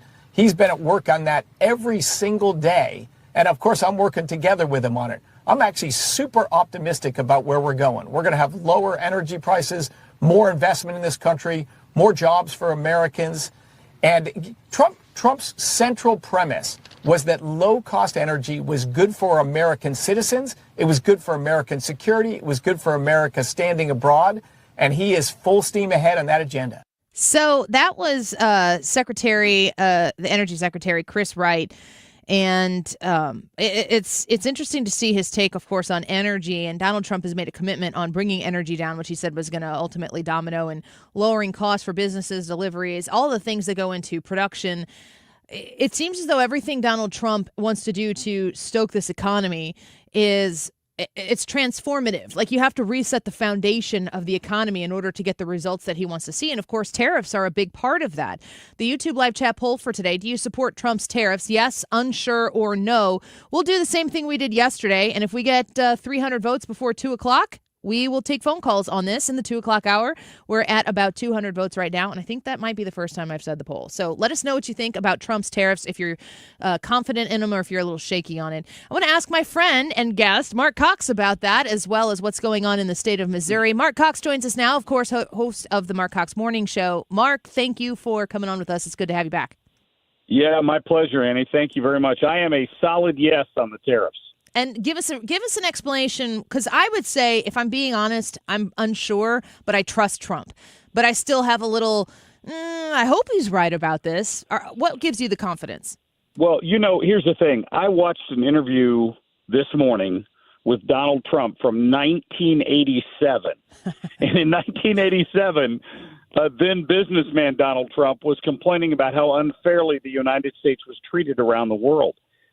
That has only gotten worse since 1987, and no president has ever addressed it. So I watched Caroline Leavitt yesterday. You may have seen the news conference.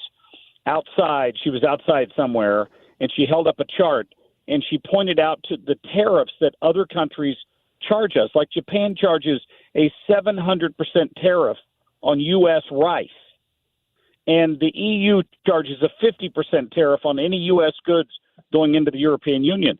And my question is, why has no inquisitive reporter gone to the Japanese embassy and asked the ambassador to explain why they think it's okay that they charge 700% for U.S. products and we don't do the same thing to them? Mm-hmm.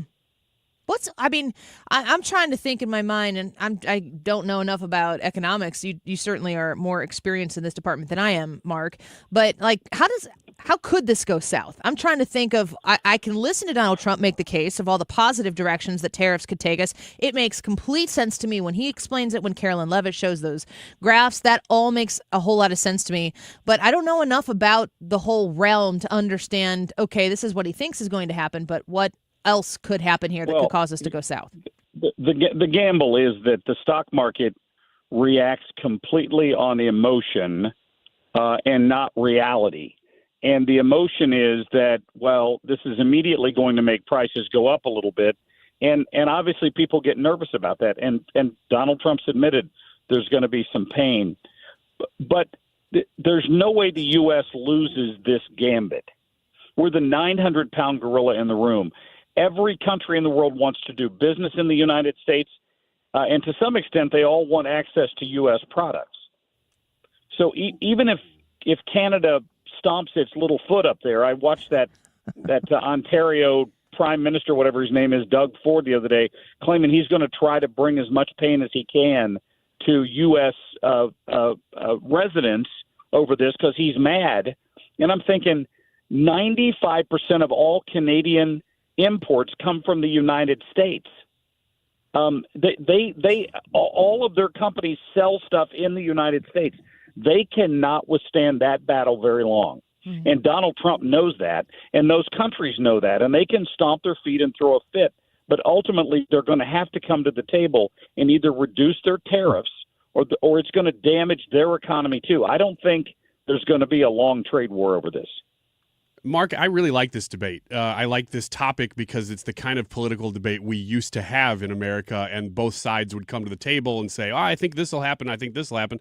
But now we just yell. But now we're actually discussing a real topic here. And so I want to ask you another tariff question, and I really don't know how you'll answer this. Are you afraid that these nations that typically have done a lot of business with the United States, that they might form new coalitions and decide to do business with each other rather than the United States? I guess they might, but what are they going to eat? I mean, Procter & Gamble and these big companies sell some of the most, enjoyed products in the world, medicines, tires, automobiles. I mean, there are people outside of the United States that demand those products. I don't think they could pivot their economies quickly enough to do that, Ryan, to be honest. They may fluster and bluster about it, but I don't think they can do it. I mean, it would take them too long to make deals like that and redirect trade routes and all of that.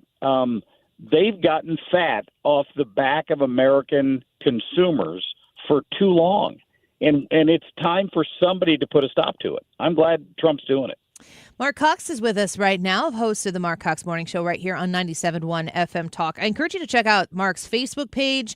You guys stream there every day on the show, and I know that you guys pay a lot of attention to that chat as well, so folks need to go like your Facebook page. Marc, I want to talk a little bit about Missouri. You and Mark Reardon do a wonderful job of covering these elections. We all here in this room are on the Illinois side. We're voting today and getting some results by the end of today. Tell me a little bit about what is in store for Missouri and where you're focusing your attention. Yeah, I put out this voter guide. I try to each election. I always get questions about it. Are you going to do it? Are you going to do it? This is not a big election in Missouri. These off-year elections. In fact, Senator Nick Schroer in Missouri has a bill that he's introduced that would move these elections to either August or November. Because when, I think last year we got 15 or 16% turnout in some parts of St. Charles County. It was only barely higher in parts of St. Louis County. I mean, that's pathetic. And these are the elections where we're electing school board members who are going to decide your next tax rate. Yeah. They're going to decide curriculum issues. They're going to decide bathroom issues. If your daughter has to go into a bathroom with a boy. I mean, these are critical positions. And for too long, voters have paid very little attention to them, and you can see the direct impact of that in test scores and how our schools are operating these days. What's the reason to have them in April? I'm wondering the same thing about Illinois or anything like that. Why spring elections? Why would you not just have them in November? I don't know the answer to that. When I brought this up to Rick Stream the other day, who is the Republican elections director, they have a Republican and a Democrat in St. Louis County. He was opposed to moving it because, for example, last November, the ballot was so long. If you had added all of these municipal elections, because there are county board elections, I think, in some counties. There's certainly a lot of municipal city council positions and mayoral positions that are on there. In addition to the school board issues, you might have had a 7 or 8 page ballot. And I think some of them are concerned that if it's automatically moved to every November, that wouldn't happen every year, but every so often you'd come across a general election and you'd have a 7 or 8 page ballot. I think that's the main opposition to it. Now, if you run the NEA, your opposition to it is you don't want the competition. Yeah. The NEA thrives on getting its own members elected to these boards who then do the NEA's bidding for curriculum and bond issues and all of that stuff. They're perfectly happy leaving it in April because they have a built-in voter base that turns out and votes. Many of them are teachers. I don't know. I would rather vote in November on a 7 or 8 page ballot and spend all my time preparing for that than the infinitesimal, teeny tiny amount of people who show up for these April votes. I agree. I agree. I said that to Rick. I said I would trade the 70% voter turnout we had in November and an 8 page ballot for a 15% voter turnout in April. And obviously, as the elections director, he had a different point of view on it, but I still think it's important to get people to the polls. And I set that up to point out the fact that my voter guide is fairly short this year. I mean, it is physically impossible. Even though I have the largest staff in the radio station, as you're well aware of, 15 or 20 people who work for me. I don't know about you, Annie. Yeah. I'm kind of a big deal. I've got all these people that work for me. I'm pretty sure Ryan Wiggins is one of them. I actually prefer working with Marc Cox. I bet you do. I prefer you working with Marc Cox, too. I'm a one-man operation. We all are. And I couldn't – there's no way I could cover every single one of the ballot issues. And so what I tried to do was focus on the major school board issues where I thought my listeners could make a difference. Sure. And therefore, I've covered the Fox District, Francis Howell, Jefferson County Community College, Kirkwood, Lindbergh, Webster Groves, and Wentzville. Those are the school board issues. Now, there are a lot of other districts that have school board races, but it's pretty clear that there are no candidates in those races that I can support. They're all people that are either woke or they're supported by the Missouri NEA, and they're not going to vote in the best interest of the children. So that was my standard for the people, the background information that I've received on these individuals. These are the ones I can support for school board. Mark, before we let you go, we had a little conversation yesterday on the air. I went to Macoupin County, Illinois this weekend and spoke at their Lincoln Day dinner. I know that you're constantly going to these. It's Lincoln Day dinner season in the spring, and so I know that you're doing all of this. And I'm going to continue to have this conversation on the air so that the people who do are our people, Mark, the people you have and the people I have, hear this and say, oh, maybe we do need to do this. I think 97.1 should have either a Missouri Lincoln Day dinner in one year and in Illinois the next, or we should have a joint Lincoln Day dinner of sorts and make a big thing out of it, because I'm seeing a lot of people in Illinois. I don't know if it's the same in Missouri. There are a lot of people who are pretty jazzed up with that +8, +9 Trump turnout.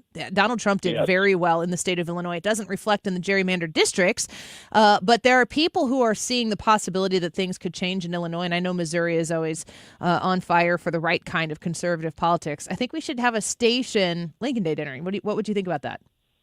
I'm with you, Annie. I think that there would be a big appetite for that right now, no pun intended. I mean, sometimes those are rubber chicken dinners, we call them, because the food's not always great. But the passion is there, and people show up because they want to hear from their certain elected officials and whoever the speaker of the night happens to be. Mm-hmm. I think that'd be a great idea. And we'll have good food. We won't have rubber chicken. We will make sure we'll get Grill Master Tony or somebody to cater that so that we have really good food. Let me mention one more thing before I run. You bet. I also cover St. Louis County's Prop B on here, and that's important for people listening in your audience who are in St. Louis County. This would allow the county council to, on a supermajority vote, if it was necessary, to fire department heads because they can't get cooperation from Sam Page. I'm a big yes on Prop B. Yes on Prop B. Sam Page is spending a lot of money to defeat Prop B because he doesn't want the competition, but I'm a big yes on Prop B. Yes on Prop B. Very, very well said. All right, Mark, we appreciate you. Thank you for coming on with us. Go back to your afternoon. All right, Annie. Thanks. Take care. Bye-bye. I don't understand why you would not move these April elections. Yeah, I don't know. It's so hard to get people motivated. It is. When I said yesterday that the election in my town had a total of 760 people in a town of 25,000 that had voted so far. Now, today that'll change because that's election day, but all early voting was 760 people. If anybody is listening to me right now and you are watching a precinct and you want to text me if you know me or you know people who know me and text me how many people have showed up to vote, I'd be curious. I would love to hear that. In Illinois. Yeah. How many people have voted today? Because this is what we were discussing yesterday. Like, you could literally decide an election with your vote. I've said it to my small group at church. I'm like, look, there are 10 people here. You guys could decide the whole election. Completely. And it's true. All right. Let's take a quick break. The YouTube live chat poll. Do you support Trump's tariffs? Yes, unsure, or no? Probably should have promoted this a little bit earlier in the show. We've got 210 votes.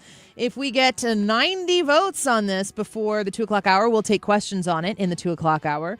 Right now, you can vote yes, unsure, or no. Do you think Donald Trump knows what he's doing and you very much so support it? Are you scratching your head a little bit but maybe hoping for the best? Or are you like, no, heck no, I don't like this? Annie Fry YouTube channel. You go to youtube.com/@AnnieFry. We need less than 300 new subscribers to get to 12,000, which would be amazing on the Annie Fry YouTube channel. We invite you personally to come hang out with us there. We'll be right back. Trust in me when I say. This is The Annie Fry Show. The Annie Fry Show is streaming online. Watch us live on YouTube and subscribe.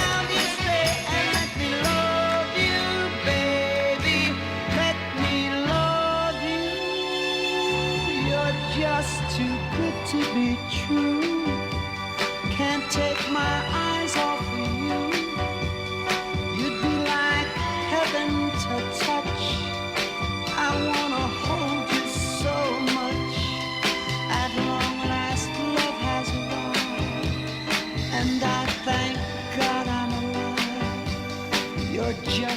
aircomfortservice.com if you are needing heating, air conditioning, insulation, air purifier, any sort of comfort zone concerns that you have.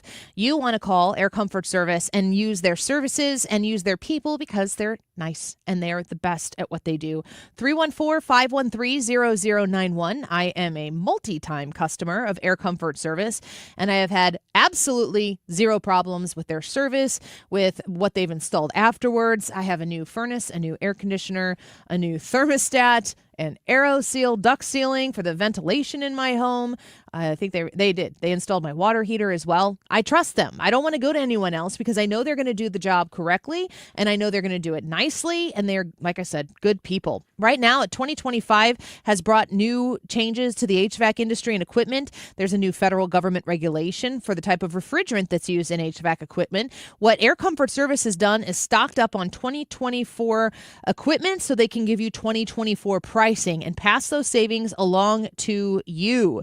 You can enjoy this savings along with being possibly eligible for Carrier Cool Cash rebates up to $1,700. For more details on this, ask about those Cool Cash rebates, ask about the 2024 pricing when you call 314-513-0091. 314-513-0091. AirComfortService.com. Ready for instant curb appeal that comes with a 25-year transferable warranty? Call Rhino Shield today.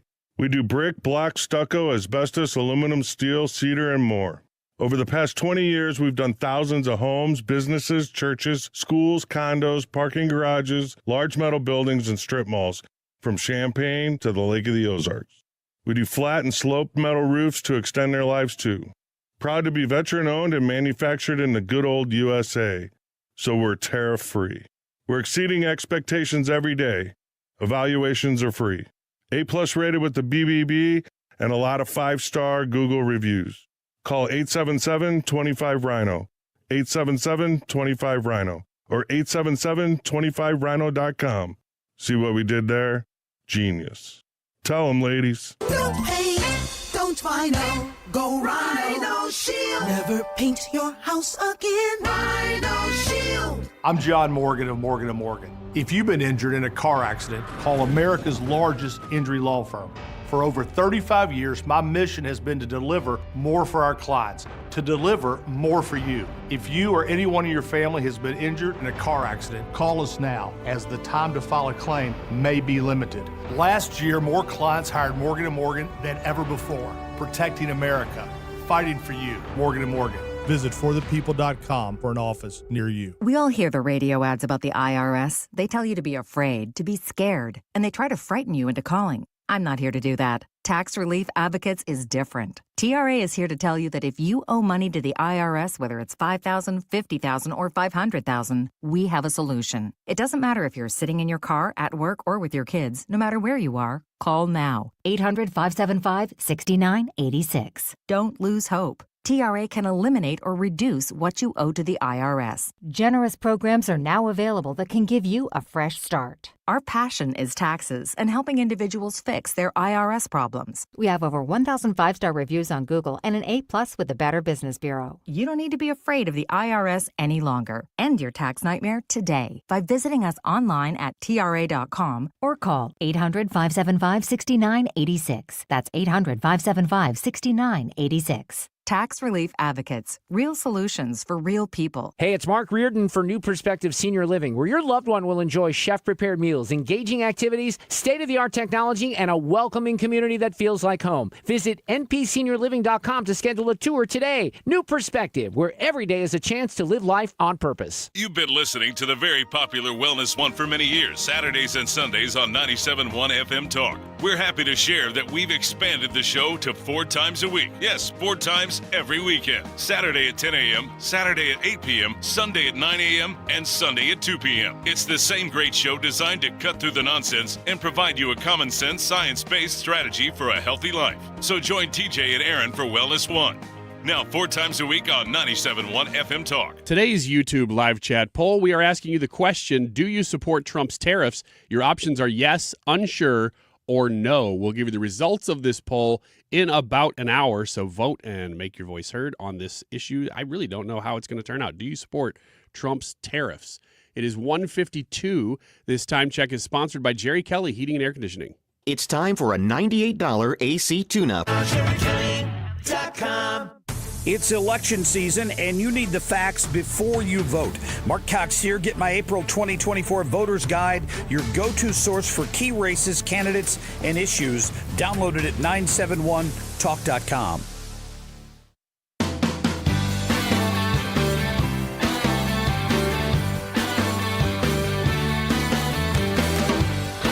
This is the Annie Fry Show. Find the podcast, on-demand audio, and more at 971talk.com/Annie. Well, at the beginning of, as the middle of the 12 o'clock hour, we talked to Ryan Schmelz, and he was giving us an update on that the Representative Anna Paulina Luna was she wants to make it so that for the first 12 weeks, new parents can vote remotely. So if you have a baby, and you're going to spend 12 weeks with that baby, that you would be able to then vote remotely by proxy or whatever. And House leadership ended up trying to stick that up against in a bill that would essentially, if you voted in favor of this, or a rule, it's called a rule. I don't really understand all the ins and outs of all of these procedural things. But the rule that they put forward, Fox News reports, and I'll just read it for them, and hopefully it makes more sense to you than it does to me. Normally sleepy procedural vote ended in drama for the House of Representatives after a rebellion by Republicans against their own party forced planned chamber proceedings for the week to grind to a halt. Anna Paulina Luna and the Democrats and like 9 other people won.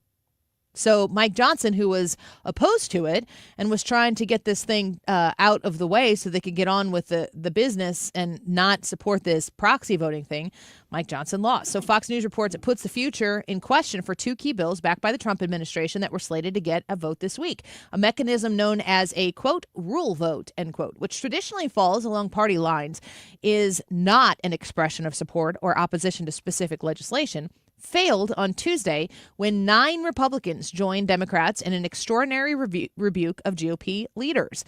It comes amid a weeks-long battle over the ability to vote remotely for new parents in Congress. It's an embarrassing setback for House Republican leadership, who put on a full-court press for bills that would have limited district judges' ability to levy nationwide injunctions and would have mandated proof of citizenship to register to vote, respectively. Congresswoman Anna Paulina Luna has been leading a bipartisan push for legislation that would allow new parents in the House to vote remotely for 12 weeks surrounding their child's birth. She attempted to force the bill onto the floor via a mechanism called a, quote, discharge petition, which would effectively end run leaders to hold a House-wide vote on legislation, provided the petition gets support from a simple majority of the House. Lawmakers rarely, if ever, lead discharge positions against their own party, but Luna's was poised for success with support from Democrats and some fellow Republicans. House GOP leaders attempted to block it, however, by inserting language in an unrelated rules package on Monday night that would have effectively prevented Luna's bill from getting a vote. That sparked a backlash among Republicans who either supported Luna's efforts or opposed leaders' attempts to change previously agreed upon House rules, and in most cases, a combination of both. So we had that precursor conversation with Ryan Schmelz at 12:25 from Capitol Hill. He's a Fox News Radio White House Capitol Hill correspondent. And it looks as though Mike Johnson and his folks lost. And Fox News says it's not immediately clear what House GOP leaders will do next. They could call an emergency session of the House Rules Committee to consider modified language that does not target discharge positions. I have a very strong opinion on this bill from Luna in that I do not care about it. Well, and I think there's 2 things happening here. There's what she's advocating for, and then there's how they're trying to make it happen. And I think it's possible that some people would be okay with one, but not okay with the other. We could talk more about it here in a little bit. Stick with us. Do you support Trump's tariffs? YouTube live chat poll. Yes, unsure, or no. Annie Fry on YouTube. We'll be right back. When Greg Hammonds at greghammonds.com talks to people about health insurance, they tell him, number 1, my premiums are too much. Number 2, my deductible is so high I never meet it. And number 3, my doctor doesn't accept my plan anymore. Greg offers private health insurance plans that are not on the ACA market. You can pick your doctors. For most claims, you won't even pay a deductible. And they're 30 to 60% lower cost than Obamacare. One more thing, there's no tax penalty at the end of the year. Greg even has plans plans that are guaranteed acceptance and available all year long, so you can enroll today. If you pay for your own health insurance, you're uninsured, you're on COBRA, or your employer coverage is just too expensive, call Greg at 314-794-7784. That's 314-794-7784. Or go to greghammonds.com. That's greghammonds.com. He can custom design a plan managed and chosen by you, not the government. The Diamond Shop online at thediamondshop.net. It's April and they are celebrating diamonds. April's birthstone is the diamond. So if you are looking right now to make a purchase, and I'm telling you what, Mother's Day is right around the corner, maybe something special for somebody special, you reach out to the Diamond Shop online or visit them in Clayton and save right now on that in-stock jewelry diamond purchase. 40% off all diamond in-stock jewelry to celebrate April birthstones, of which I am one of them. 30% off all in-stock jewelry all month as well. You can count on the attention to detail that you expect from a fine jeweler. The family-owned and operated Diamond Shop has been around St. Louis since 1910. They are experts. They are kind. They are creative. They are artistic. And when you go into the store, you'll immediately understand why people come back again and again for their jewelry purchases over generations. You can find them online right now at thediamondshop.net. Just hearing the word IRS can make people break out in a cold sweat. No one wants to deal with the IRS, and now you don't have to. The good news is Legal Tax Defense has been successfully negotiating with the IRS for more than 15 years. It doesn't matter how much you owe, whether it's $5,000 or $5 million. You deserve the best in the business on your side, and that is Legal Tax Defense. Even if you're working with someone else and just want a second opinion, there is no cost or obligation to call. They can prevent levies, liens, wage garnishments, even file back tax returns. And the best news about Legal Tax Defense is they won't take your case unless they know they will reduce or eliminate your tax debt. Call Legal Tax Defense right now for a free no-risk consultation. 800-285-8939. 800-285-8939. You have nothing to lose but everything to gain. 800-285-8939. KFTK FM Florissant from the Kaufman Townsley St. Louis's Injury Lawyers Studio. Call 314-500-5000. That's 314-500-5000. All on the free Odyssey app. A Republican bill aimed at reining in judges stalls for now. Lisa Brady, Fox News. The No Rogue Rulings Act takes issue with district decisions blocking parts of the president's agenda nationwide. House Republicans are working to root out bias in our legal system and stop nationwide injunctions that threaten the separation of powers that our founders intended. Majority Whip Tom Emmer, as Democrats at a House hearing, accused the president of abusing his authority. But that bill is set aside for now after the rule to vote on several measures was rejected, preventing debate or a vote, but allowing proposals to come up again at a later date. In the Senate, New Jersey Democrat Cory Booker is making a point against Trump policies, including DOJ-led cuts. Senator Booker says the country is at a crossroads. It's one of those times where the values that we talk about in the Constitution are at stake. His speech now the fourth longest ever, with occasional help from other Democratic senators. U.S. Capitol Police say a Booker staff member was arrested for carrying a pistol without a license yesterday. The senator's office says they employ a retired police detective as a driver who often accompanies Booker to events, and that they're working to better understand the circumstances of the arrest. Capitol Police say all weapons are prohibited on Capitol grounds, even if someone is retired law enforcement. A court hearing for the man suspected of being the top MS-13 gang leader on the East Coast. Authorities say Henry Josiah Villatoro Santos was living just a short drive away from our nation's capital. He had been in the United States illegally for more than a decade, crossing in from El Salvador. Investigators believe he joined MS-13, listen to this, when he was only in middle school. DOJ, ICE, FBI, and local police used a stun grenade to get him out of the place because they said he wouldn't surrender. Fox's Alexis McAdams, a judge just ruling there is enough probable cause for him to stay detained. America is listening to Fox News. Only two things in life are certain: death and taxes. How about one more? Switch from Verizon, AT&T, and T-Mobile to cut your bill in half with Pure Talk. For just $25 a month, you get unlimited talk, text, 5 gigs of data on America's most dependable 5G network. Making the switch, it's simple, fast, and easy. You dial pound 250, you say the keyword Pure Talk, and make the switch. You do it now, you save an additional 50% off your first month. Pure Talk, wireless, by Americans, for Americans. It's tax season, and at LifeLock, we know you're tired of numbers. But this one you need to hear. $16.5 billion. That's how much money in refunds the IRS flagged for possible identity fraud last year. Now, here's a good number. $100 million. That's how many data points LifeLock monitors every second. If your identity is stolen, we'll fix it guaranteed. Oh, one last number. Save up to 40% your first year with promo code NEWS. Visit LifeLock.com for the threats you can't control. Terms apply. Air Comfort Service, heating, cooling, and insulation. Weather. Chief Meteorologist Dave Murray. Warming up a little bit as we go through our Tuesday afternoon. Lots of sunshine, 62, but it's turning windy. Keep it windy not only this evening, but all night long. 55 for the low. On Wednesday, unsettled. A mix of clouds and sunshine, windy with scattered showers and thunderstorms. Still a strong threat of strong to severe weather Wednesday afternoon, 75. This is 97.1 FM Talk. Chief Meteorologist Dave Murray.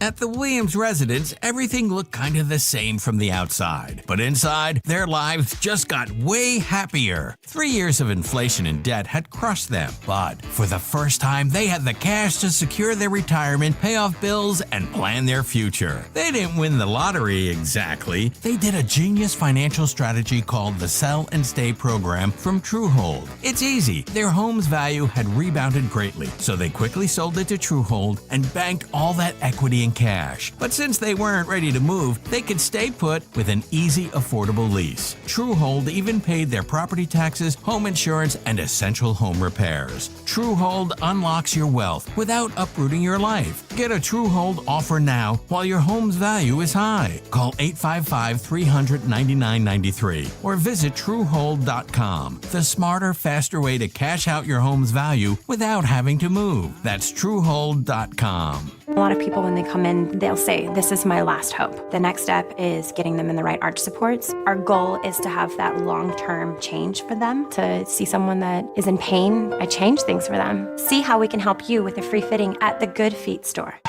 Hey guys, it's Mark Reardon. If you're struggling with low energy, performance issues, or weight gain, Game Day Men's Health has got you covered with testosterone therapy, ED treatments, and more in all of a relaxed man cave environment. At Game Day, you'll get a free testosterone test and consultation, all in just 1 hour. Game Day is the premier men's health clinic with locations in Chesterfield, O'Fallon, Missouri, and Glen Carbon, Illinois. Visit GameDayMen'sHealth.com. That's GameDayMen'sHealth.com. Get back in the game with Game Day Men's Health. The Martins came over. We were having spaghetti when we suddenly noticed that we started getting sweaty. So we grabbed the keys and we ate it in the van. That's what my friend said. Call Jerry Kelly, man, JerryKelly.com. Give him a call even though it's late. JerryKelly.com. Cause Jerry Kelly's always open up until 8. They're certified technicians, I've been told. We'll help you when it's hot and help you when it's cold. JerryKelly.com. They're fast and they're good and they got it going on. JerryKelly.com. If you owe the IRS, you have a legal issue, and you need the Lance Drury Law Firm. We'll protect your rights. Log on at lancedrurylaw.com or call us toll-free at 888-367-6512. When you're trying to find quality candidates, all the searching, screening, and interviewing can become a job itself. You need Indeed, the all-in-one platform that makes it easy to interview, screen, and hire quality people. Visit Indeed.com/credit.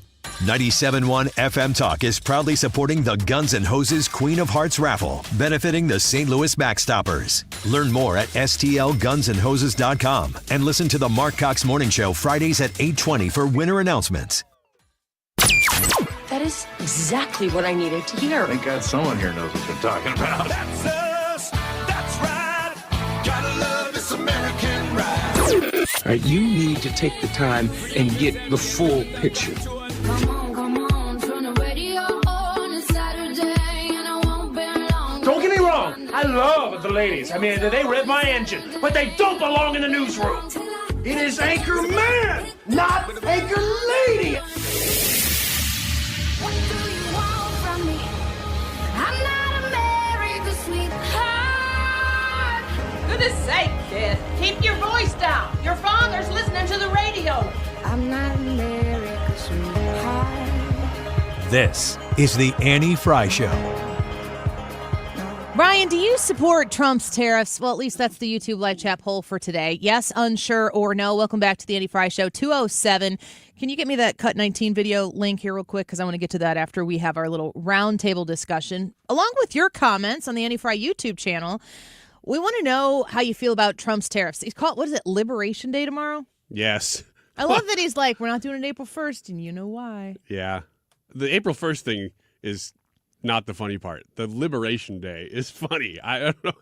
They needed to name it, and so they did. Let's see here. That's not the right one. I'm going to get rid of that. So we want to know what you're thinking about this poll, and I gave you the option, a rarity, to say you're unsure. Because I was assuming that if most people were being honest, that they'd be unsure. But we want to know what you think. Betsy says, I chose unsure even though I have confidence in our current president. And Betsy, you could have said that for me. I have full confidence in Donald Trump and his understanding of the situation. So I completely believe that he knows what he's doing. But I do not have the economic intellect.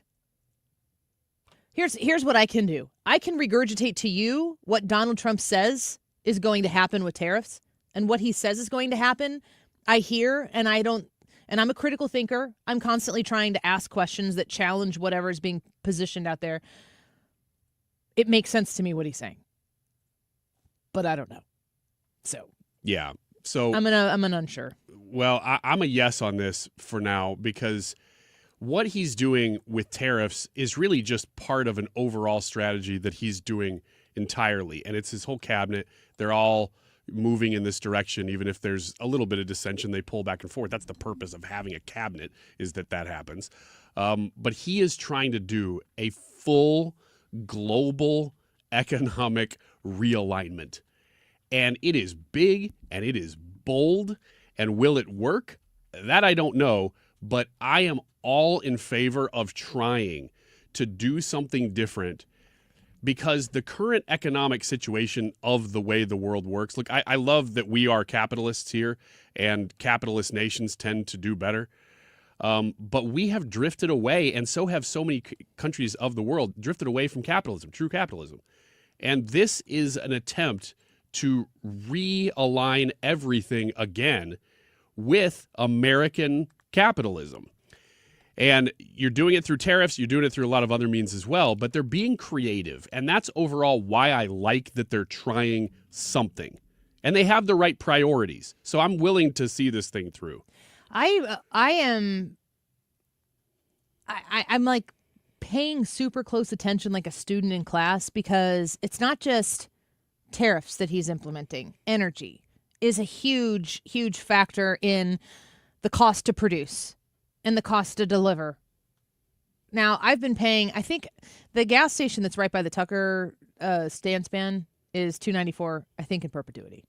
Yeah, it doesn't move much, does it, no, lately? I'm always like, hey, it's below $3, but it's been $2.94. Not complaining, because it's like $3.29, I think, in the Edwardsville area where I would be getting gas. Went to Macoupin County, like I said, and I think I saw it might have been $3.29, out where there wasn't a bunch of gas stations competing with each other. So I'm thinking like under $3.50 is probably the high side for most of Illinois. Forget about the Chicago Cook County area. That's just a different animal. But watching gas prices definitely come down from where they were during Biden's highs, all of this stuff takes time. You've got to implement the changes, and then it has to get going and get into this flow of the system.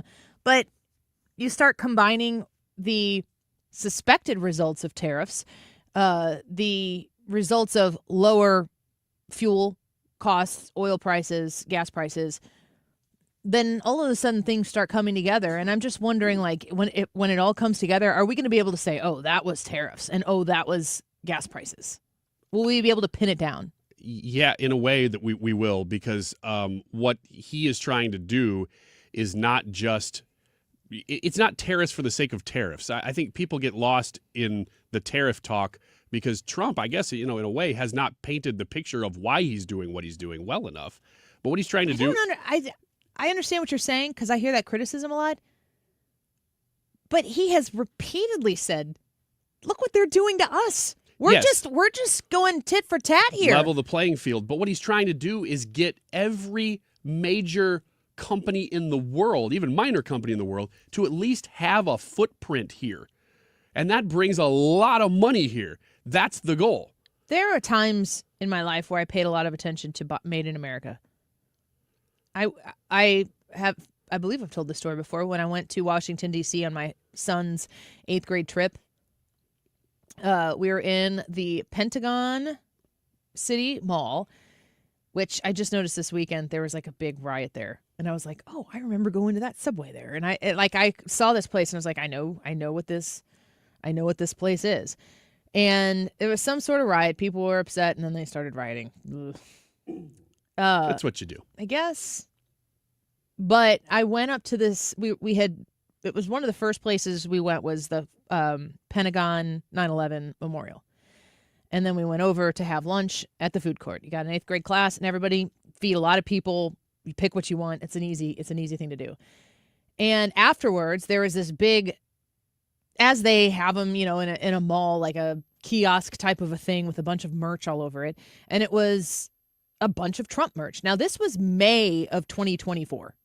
So Donald Trump was under indictment, being charged with 8 million different things. He was a declared candidate for president, but I don't know that he was the only one at that time in May of 2024. And I had told you that my son had said to me he wanted a MAGA hat. And I had told you that he said he wanted to buy himself. And I was like, I was pushing back big time. I was like, you don't know what you're getting yourself into. So we walk up to this kiosk there, and it's got a bunch of MAGA stuff all over the place. And I said to this guy, hey, is this stuff made in America? And he goes, hell no, it's not made in America. Do you know how much it costs to make things in America? And he chewed me out for suggesting. And I was like, okay, well, I don't really want to buy a MAGA hat that's not made in America. When I bought a MAGA hat and a T-shirt. I bought a few of them when I went to New York City in 2019. And those were made in America. And they were in every I Heart NY shirt or store that was around New York City.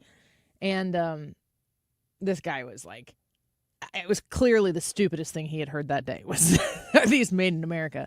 And I was like, well, no. I said to my son, I go, if I permit this transaction to happen, we're going to find one that's made in America. Didn't exist. Really? No. These people aren't doing this on behalf of Donald Trump. No. You know where they knew how they could make money? They had 0 things in there that were for Joe Biden or Kamala Harris. I saw maybe 3 things that had Kamala Harris on them. One of them was in the bottom of the Smithsonian in their shop. And I think it might have been a bobblehead or something. And the other 2 were not flattering. They were, I would say, distasteful. And I'm not a big fan of hers. Long story short, if you hadn't heard about it, eventually I let my son do it. He told me, the conversation was, I think we were standing outside of the National Archives. And these people just have wagons full of merchandise. And they're sitting out there, and a bucket hat, if you want an actual, like, regular MAGA hat. They have all of these things out there, $20 a hat. These hats are $2 hats. And my son's like, I really want to get a MAGA hat. And I said to him, you don't understand what's going to happen and what people are going to say to you when you walk around with that hat on. And he goes, Mom, I know what they're going to say to me, and I don't care. And I said, go get your MAGA hat. All right. You want to buy it with your money? Go get it. So he bought it, and he wore it the rest of the weekend. And it was the weirdest thing because it was May. And in May in Washington, D.C., they are flooded with 8th grade class trips or whatever it is. They're just kids everywhere. And they were there. I would say 5% of them, of those kids, were wearing some sort of MAGA something. And the more kids saw people wearing MAGA stuff, the more they wanted to wear MAGA stuff. It was just cool. All this to say that made in America is not something that is really thought of or championed. And we don't consider made in America as an affront. We've grown up made in China, made in India, made in wherever. But when you do think about what made in America means, that means that there are jobs in America that created that thing. That means that the money that is being spent is staying inside of the United States. That boosts the economy multiple times over, as opposed to just some Joe Schmo with a wagon selling a cheap hat that you could maybe get somewhere else. Like, I've bought MAGA hats for people in my life before from Donald Trump's website, and I'm pretty sure I paid $45 for that sucker because it was a donation. Yep. That came with a hat. I don't think that Trump is beating around the bush on this. I don't think he's come right out and said this verbatim, but there's a real possibility that crap goes up in price. Like, a lot of the cheap sort of junk crap that we get, it may not be as cheap if the tariffs have their full effect. He's not even focused on that, though. He's focused on food. He's focused on the big items, cars. That's the stuff, chips. That's the stuff he's focusing on because he wants to bring the big business in. Now, the little stuff, I don't know exactly what's going to happen with that. It may go up in price. Clothes. But if crap goes up in price and levels out the playing field, the free market would dictate that if you want to buy American, then maybe you want to be the lowest priced buy American thing. Mm-hmm. We'll see. Yeah. We're going to break here real quick. Do you support Trump's tariffs? Yes, unsure, or no? We'd love to know what you think about this. Get some of your feedback as well in the Annie Fry YouTube live chat. That's where you go vote. We are 294 people away from 12,000 subscribers. So if you wanted to be one of those 294 people that gets us over the 12,000 mark, we'd love to have you. Come join us on the Annie Fry YouTube channel. And there you can vote in the poll and leave a comment if you so choose. We'd love to say hi to you. So reach out to us. We'll be right back. This is the Annie Fry Show. Follow Annie on X at Annie Fry Show.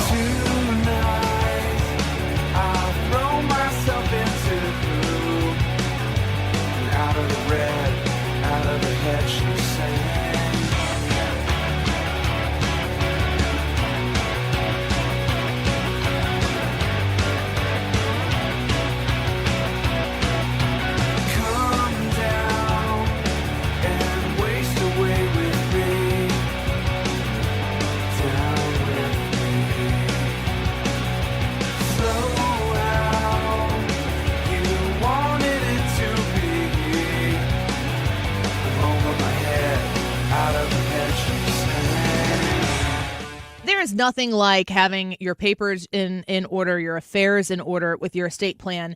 And just every time it kind of creeps up, maybe you find out that a friend's parent has passed away and you hear the story about all of the work that comes after that. Maybe they didn't have things in order. You just know, nope, we've got that taken care of. You want to make sure that when the time comes, God forbid, you lose your spouse or your spouse loses you, you do not want to be mourning and going through these types of decisions that are just made way more complicated by probate. Todd Sivia knows the ins and outs of the estate planning that you need to take care of. He can guide you through asking questions, helping you find answers that are peace of mind answers for you. He can navigate complicated family situations, blended family situations. He can help insulate you from punitive tax situations that if you didn't know, you didn't know, and you got to avoid them if you can. Todd will help you avoid those. Call him directly. My trust, my husband and my trust done through Sivia Law. So grateful to have that experience. And I want you to have that as well with somebody you can trust in Missouri and Illinois. 833-995-WILL, 833-995-WILL. Reach out to Todd Sivia online at SiviaLaw.com. Hey, Jimmy Fallon here with a quick listening tip for you. If you miss Fox Across America or any of your other Fox News favorites, do not worry. I got you covered. You can stream previously aired shows with Rewind, available exclusively on the free Odyssey app. So if you're busy work days, it doesn't mean you have to miss out on the news. Listen to your Fox shows on your time with Odyssey. To get started, just download the free Odyssey app and search for Fox News Radio. That's Odyssey, Audacy. I'm spelling it out in case you're a little slow like me. A lot of people are getting their air conditioners tuned up and ready to go for the summer, and we're getting a lot of calls of people saying they want a second opinion, to have us come out and requesting us to come out there and take a look at their air conditioners. They've been told that they need a new one, and the repair is quite costly, and it might be best for them to replace the air conditioner and then repair it. If you're in that situation, please give me a call, because there is truly some opportunities here for you that we could save you lots of money, because I'm sure you're going to be shocked. We have the equipment that still works best for you with your budget. It's pretty much the best. It's what I would put in my home. It's what I would recommend. Give me a call. It's Bart Inman. One easy number, the easiest number in Missouri and Illinois. That is 314-293-2600. Or the online thing, and that is bartinman.com. That's Bart with a B, Inman with an I.com.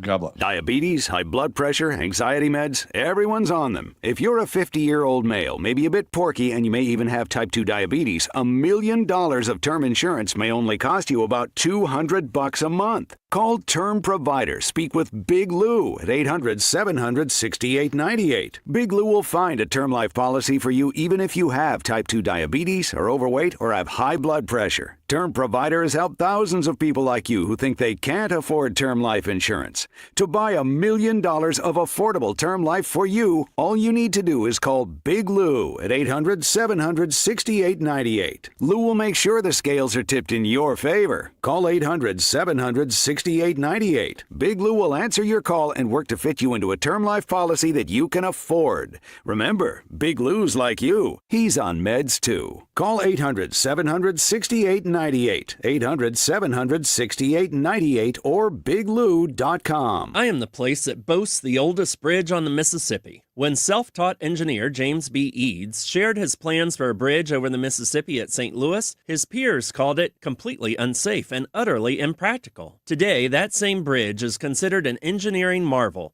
and a symbol of St. Louis's rich history and promising future. And it stood safely and solidly since 1874. St. Louis is more fascinating than you realize, and the Missouri Historical Society is giving it a proper introduction. We are stlewis.com. You're listening to the Annie Fry Show live from the Air Comfort Service Heating, Cooling, and Insulation Studio. Time to schedule your air conditioner service. Get your entire HVAC system checked for $19 a month with the preferred partner plan and be ready for the first heat wave. Visit aircomfortservice.com. If you use a smart speaker, you can listen to 97.1 easier than ever. Just tell it to play 97.1 FM Talk. Or download the Odyssey app for your phone and stream the station whenever, wherever.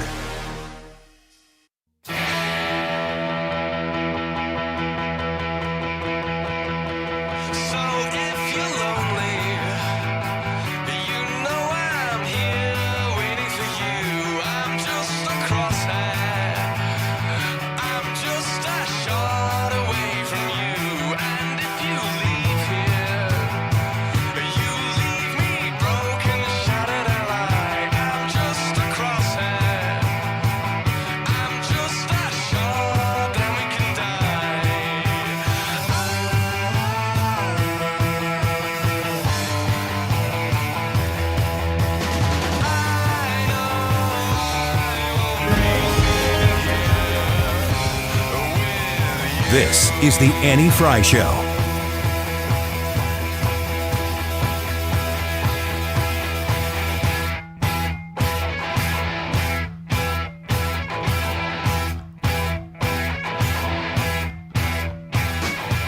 Getting a shoulder workout. I don't think my shoulders can do that right now. I only do it to World War I reference music.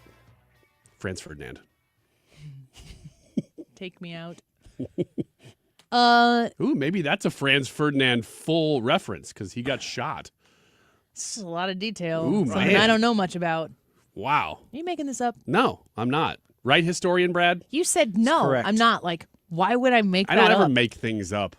Franz Ferdinand was the Archduke of Austria, and he was shot by something Princip, and that kind of kicked off everything in World War I. See? I would make that up.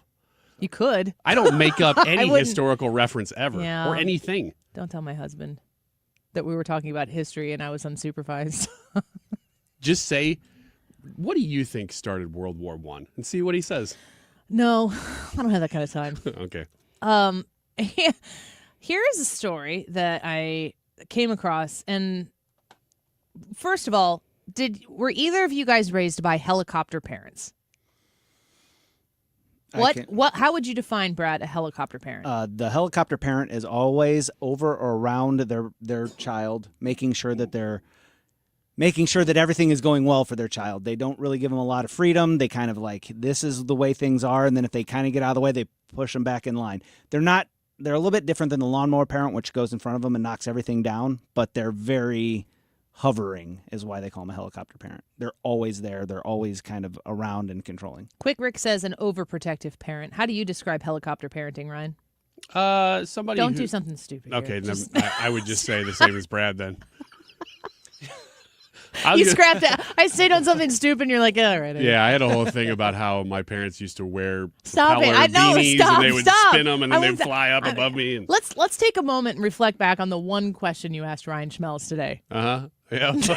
let's think about that. It was, what did you say? The worst question you've ever asked in an interview. Yeah, I think it was. It's in the podcast, folks. Annie Fry podcast available at anniefryshow.com/podcast. Go listen to that and comment. I don't even know if you can comment. Later. You have to do that later because the podcast isn't there. Just share it. It's like Ryan's most, I wouldn't say your most unprofessional moment, but just maybe. It was just bad.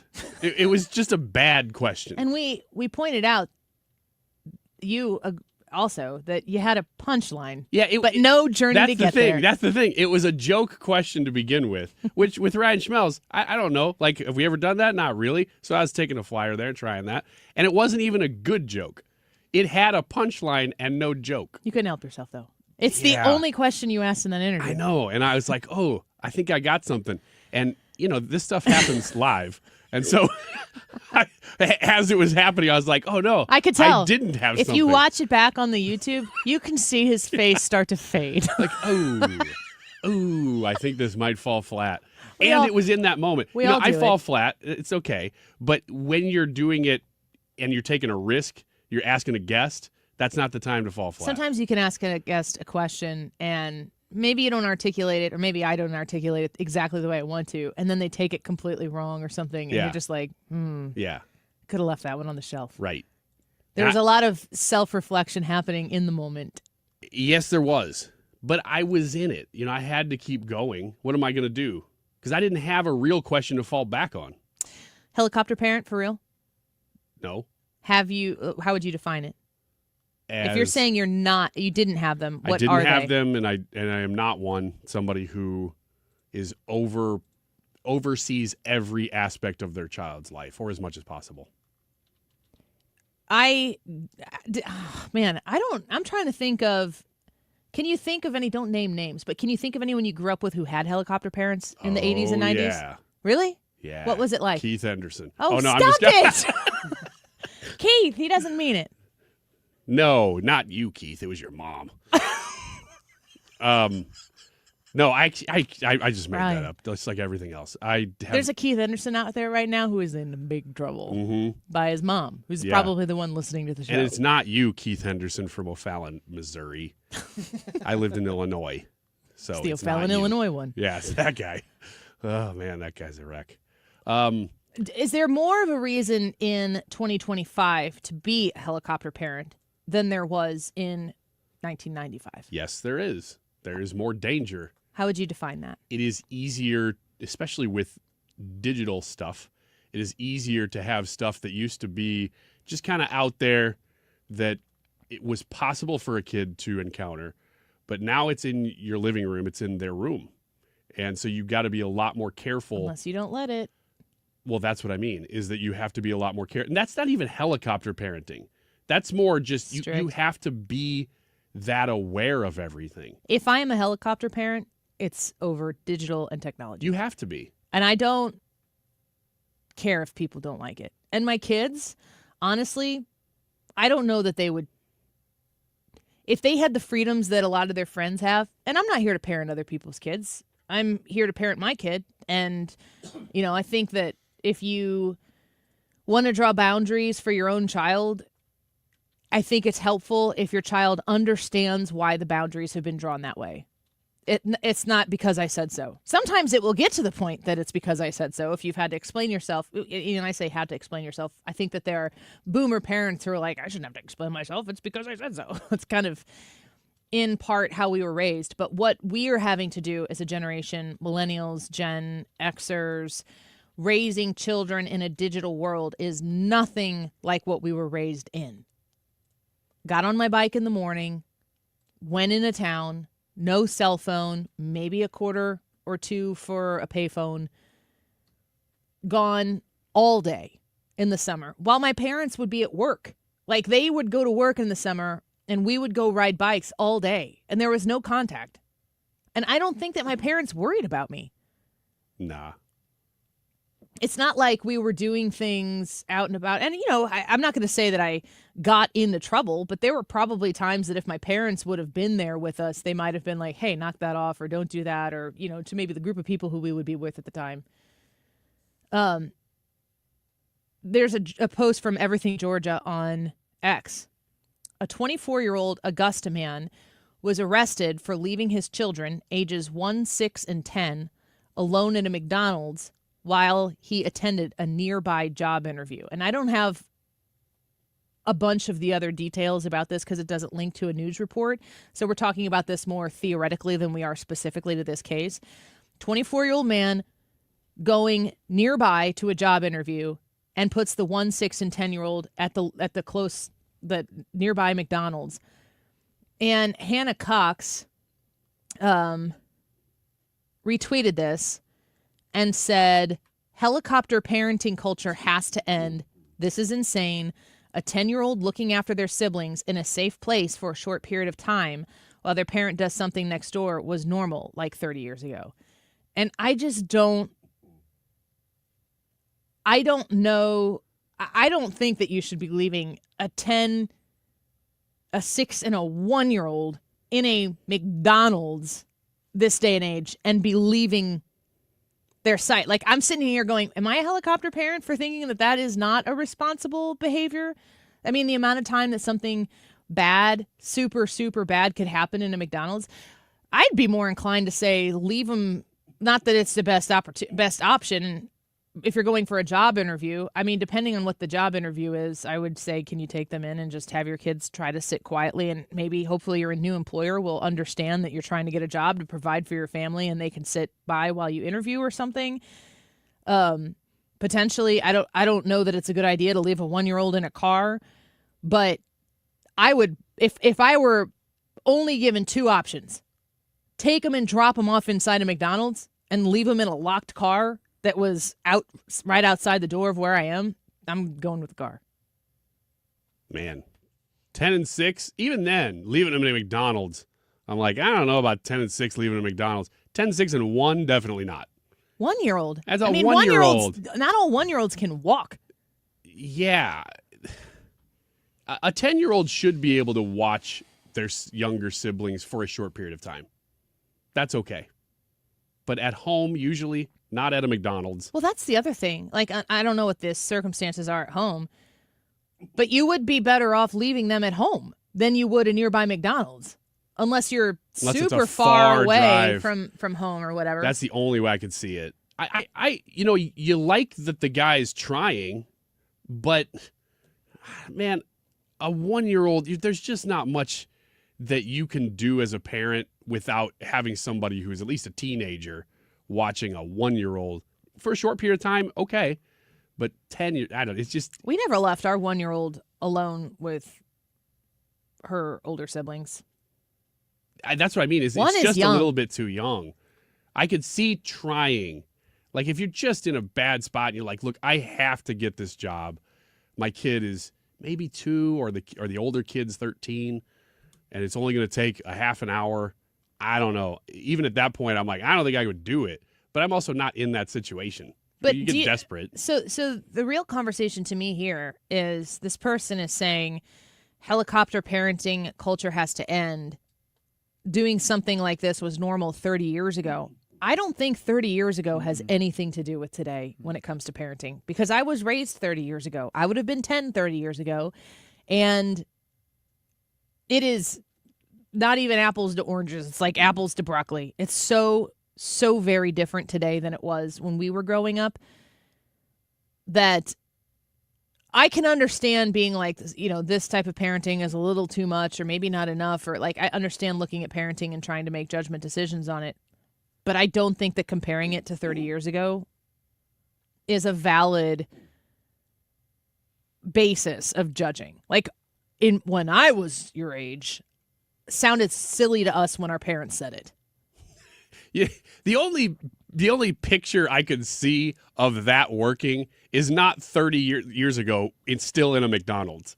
Like 30 years ago in a McDonald's, you don't walk in and you go, oh, there's a 10-year-old watching his 6-year-old and 1-year-old sibling. And you're like, oh, well, like, even then that wasn't really appropriate. I could see, like, if somebody really tried and said, well, it was the Depression. And back on the farm, Dad had to go out and do some work for a little while. The 10-year-old was at home watching the 1-year-old and the 6-year-old. You go, oh, maybe that's the way it was. But it wasn't in the McDonald's. That was also a very different time. We have a comment that says, why does a 24-year-old have a 10-year-old? Because it does say a 24-year-old Augusta man was arrested for leaving his children ages 1, 6, and 10 alone. Now, first and foremost, it could absolutely be a stepkid that he's responsible for or a child that he is taking care of. But I'm here to say, if this is a man who got a woman pregnant and is raising this child when he got him pregnant at 14 and is raising this child and trying to get a job and provide for them, I don't care that the end result is an age gap that makes us scratch our head. Good on him for trying to provide for this kid. Like, when I'm thinking about, I don't know that we've talked a whole lot about this, but SNAP funds for things like soda. What if you took out all of the SNAP type of funding that goes for non-essential junk type of food and applied that to things you could, like, what if we had, and I'm not like, don't be like, Annie's trying to create more government structures and whatever. Okay, stop. But what if we had vouchers that you could apply for something exactly like this that would provide for hourly care, and you could have certain local daycares participate in a system where they would get a government-funded voucher for like an hour's worth of time, maybe a 2-hour block of time, where they could set up childcare for those 2 hours for an approved reason. A necessary medical visit, a job interview, like these types of things that would help people who are on the system get off the system. Well, you're talking about a reform to the way that we do welfare, essentially. And the trouble with the way our politics is now, up until Donald Trump, honestly, because he's willing to take on anything. But nobody's ever been willing to say, why don't we rethink this? Because there's so much political capital to lose in just saying that phrase, whether it be any other, like whether it's welfare or food stamps or Social Security or whatever. You can't have the conversation. People will shut it down and go, oh, you're going to change you're going to make everybody lose their payments. No, you have to evolve. I'm not saying I like all of these programs, but I am saying that what you're advocating for is just reform them. Yes, and to provide people the hand up that they need, because there is a great barrier there between taking out government benefits, welfare subsidies for food, for provision, for housing, and all of that stuff. We should have a welfare system that helps people who truly need it get themselves to a place where they can support themselves. The goal of welfare should be to get people off of welfare. Yes. It should not in any way, shape, or form be something where when you're on welfare, the system is so insulating that you can't get out of it. So if you have, like, does this person, I don't know, if he's leaving him in a McDonald's, it makes me think that maybe he doesn't have a village to help him raise his family, a family unit that's there to support him. I don't know where he's looking to apply, so I can't speak to the quality of the job he's going to get. But here's a guy who has children who's trying to get a job.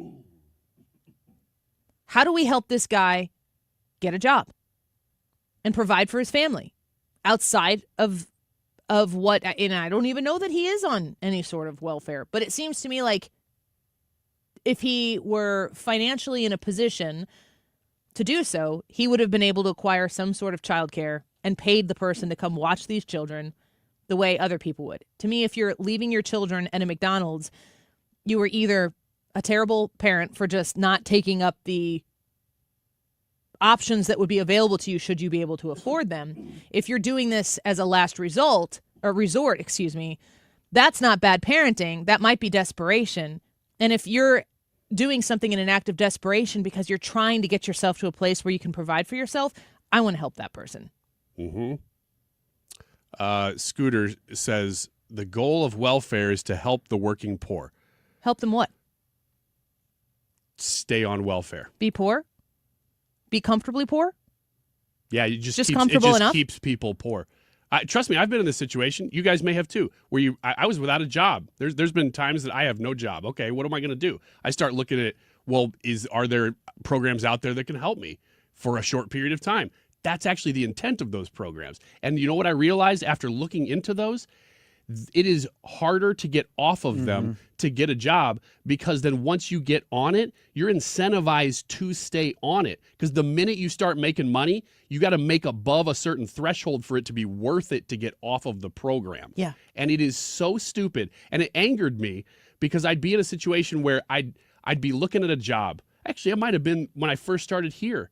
I was looking at this job, and man, at the time, I was like a part-time producer. Mm-hmm.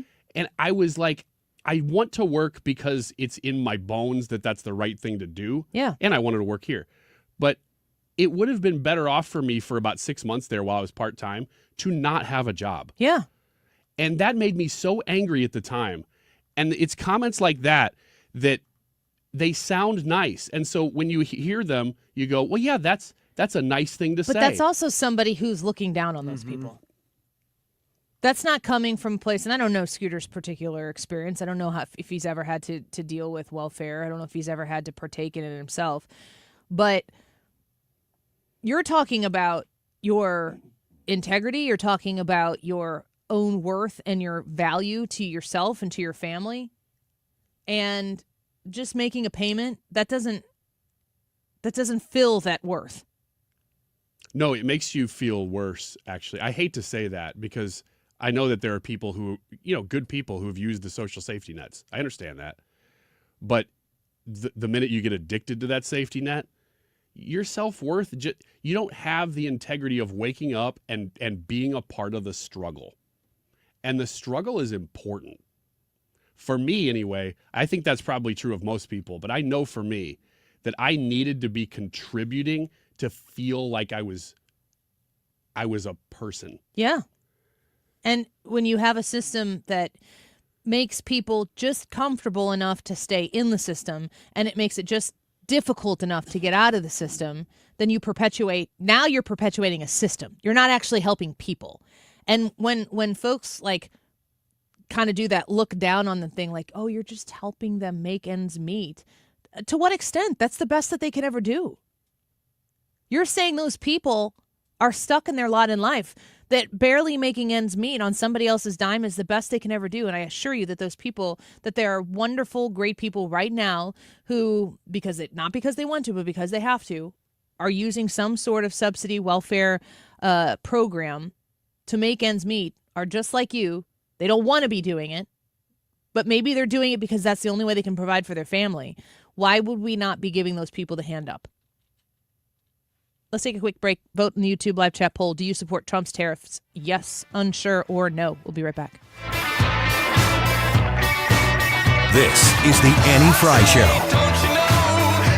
Follow Annie on X at Annie Fry Show.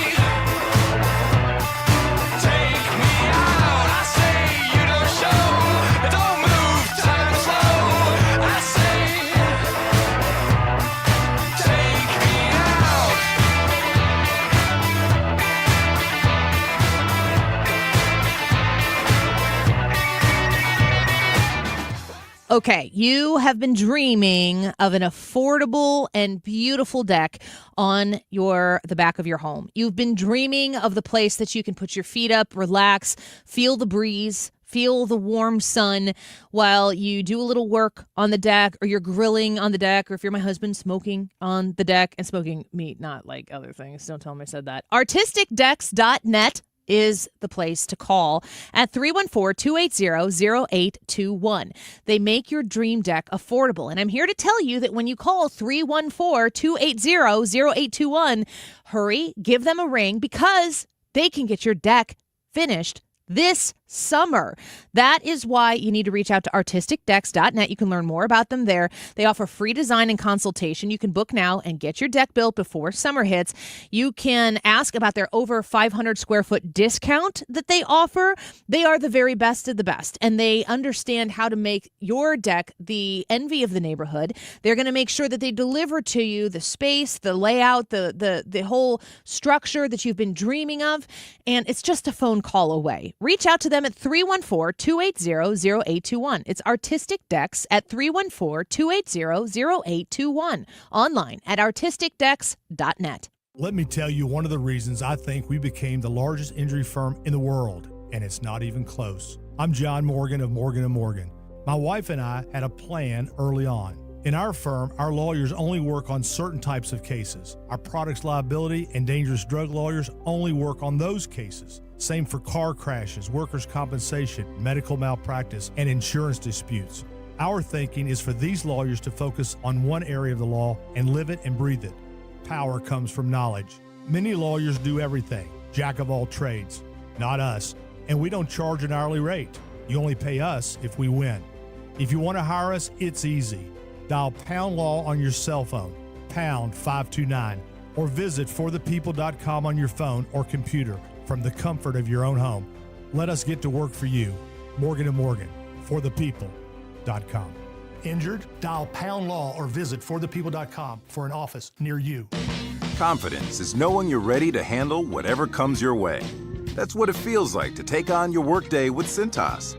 They make sure your AEDs are up to date, your fire extinguishers are tested and inspected, your floor mats are cleaned and delivered, and your workwear looks good, feels good, and is freshly laundered with the Cintas Apparel Plus program. So are you ready to take on today? Visit Cintas.com and get ready for the workday. Here's comedian Howie Mandel for hands-free Cozy Fit Skechers slip-ins. Yeah, I'm holding a new Cozy Fit Skechers slip-in sneaker, and first of all, I barely know I'm holding it. It's that light. You see, Cozy Fit is a cool new sneaker where the upper is made of a soft quilted material. It's kind of like a little puffer jacket for your feet, except it looks like a super stylish sneaker. Introducing new Cozy Fit Skechers slip-ins, the latest comfort creation from Skechers. You can find Cozy Fit Skechers slip-ins at a Skechers store, Skechers.com, or wherever stylish footwear is sold. This is JT the Mulch Man, here to save your yard this spring. Don't let your flower beds suffer from boring mulch or low-quality compost. Hanson's has premium mulch and compost to keep your plants thriving. Trust me, I'm the Mulch Man. Check us out at hansonstree.com. Yow! Could you make $500,000 in retirement savings feel like $1 million? Or $1 million feel like $2 million? The key is having a comprehensive financial plan for taxes, Social Security, inflation, healthcare, income, and more. Discover how you could make money go a lot further in retirement in a 3-hour adult education class, Retirement Planning 101. Guys, it's Dave Glover from KMOX. This one-night class is taught by a fiduciary advisor from Financial and Tax Architects with decades of financial planning experience. They're held at colleges and libraries throughout St. Louis. There's no cost. Just bring 3 canned goods for the St. Louis Crisis Nursery. If you've saved $300,000 or more for retirement, register by calling 314-350-8110. 314-350-8110. If, like me, you haven't quite had the pedal to the metal the way you should, or if you've had the pedal to the metal the entire time, either way, give us a call. We can help you out. We'll take you wherever you are. 314-350-8110. 314-350-8110 for Financial and Tax Architects. You never got a sense of how big the community was until we all pour into this auditorium. 4,000 or 5,000 people, and we're all here for the same reason. Real estate investing, you living the lifestyle. That's April on her Expo Experience. It's coming again. Join Del Walmsley and Lifestyles Unlimited for Expo 2025, May 7th through the 10th in Irving, Texas. Get hands-on training from successful real estate investors and learn proven strategies that work. Find out more and save $100 when you text EXPO to 88007, EXPO to 88007. The YouTube live chat poll. Do you support? I said do this like the Micro Machines guy, and you said you were going to try. Isn't that what this is? Thought he was real slow spoken. Am I wrong? You're obstinate. Do you He goes, support? I'll try. Trump's tariffs. Back to the point here. Do you support Trump's tariffs? Yes. Unsure? Or The no? show is over at 3. You have to hurry. I'm trying to do Micro Machines guy. It's the YouTube live chat poll. This is Macro Machines guy. And you can vote on it by going to http. No, stop it. / Stop it. www.youtube.com. People just drove off the road right now. They're so upset. Ryan, with it's 2:52. And this time Jerry check Kelly. is sponsored by Jerry Kelly Heating and Air Conditioning. It's time for a $98 AC tune-up. Hey, good afternoon. It's Mark Reardon getting set to go here on a Tuesday, and we got a lot of back and forth about an MS-13 gang member that has been deported, or is he just a soccer coach? That's what the Democrats want to say. We'll get into that. We also have Sean Spicer coming up at 3:25.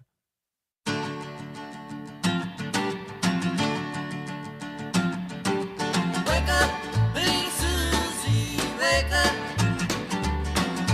Wake up, little Susie, wake up. We've both been sound asleep. Wake up, little Susie, and weep. The movie's over, it's 4 o'clock, and we're in trouble deep. Wake up, little Well, Ethan, how about them Cardinals? 3-1 start. 3-1 start, not bad. How would you enjoy the opportunity to sing "Take Me Out to the Ball Game" at Wrigley? Yeah, absolutely. That would be so cool. All the greats have done it. Donald Trump. Angelic. I think if you didn't have the music. Ooh.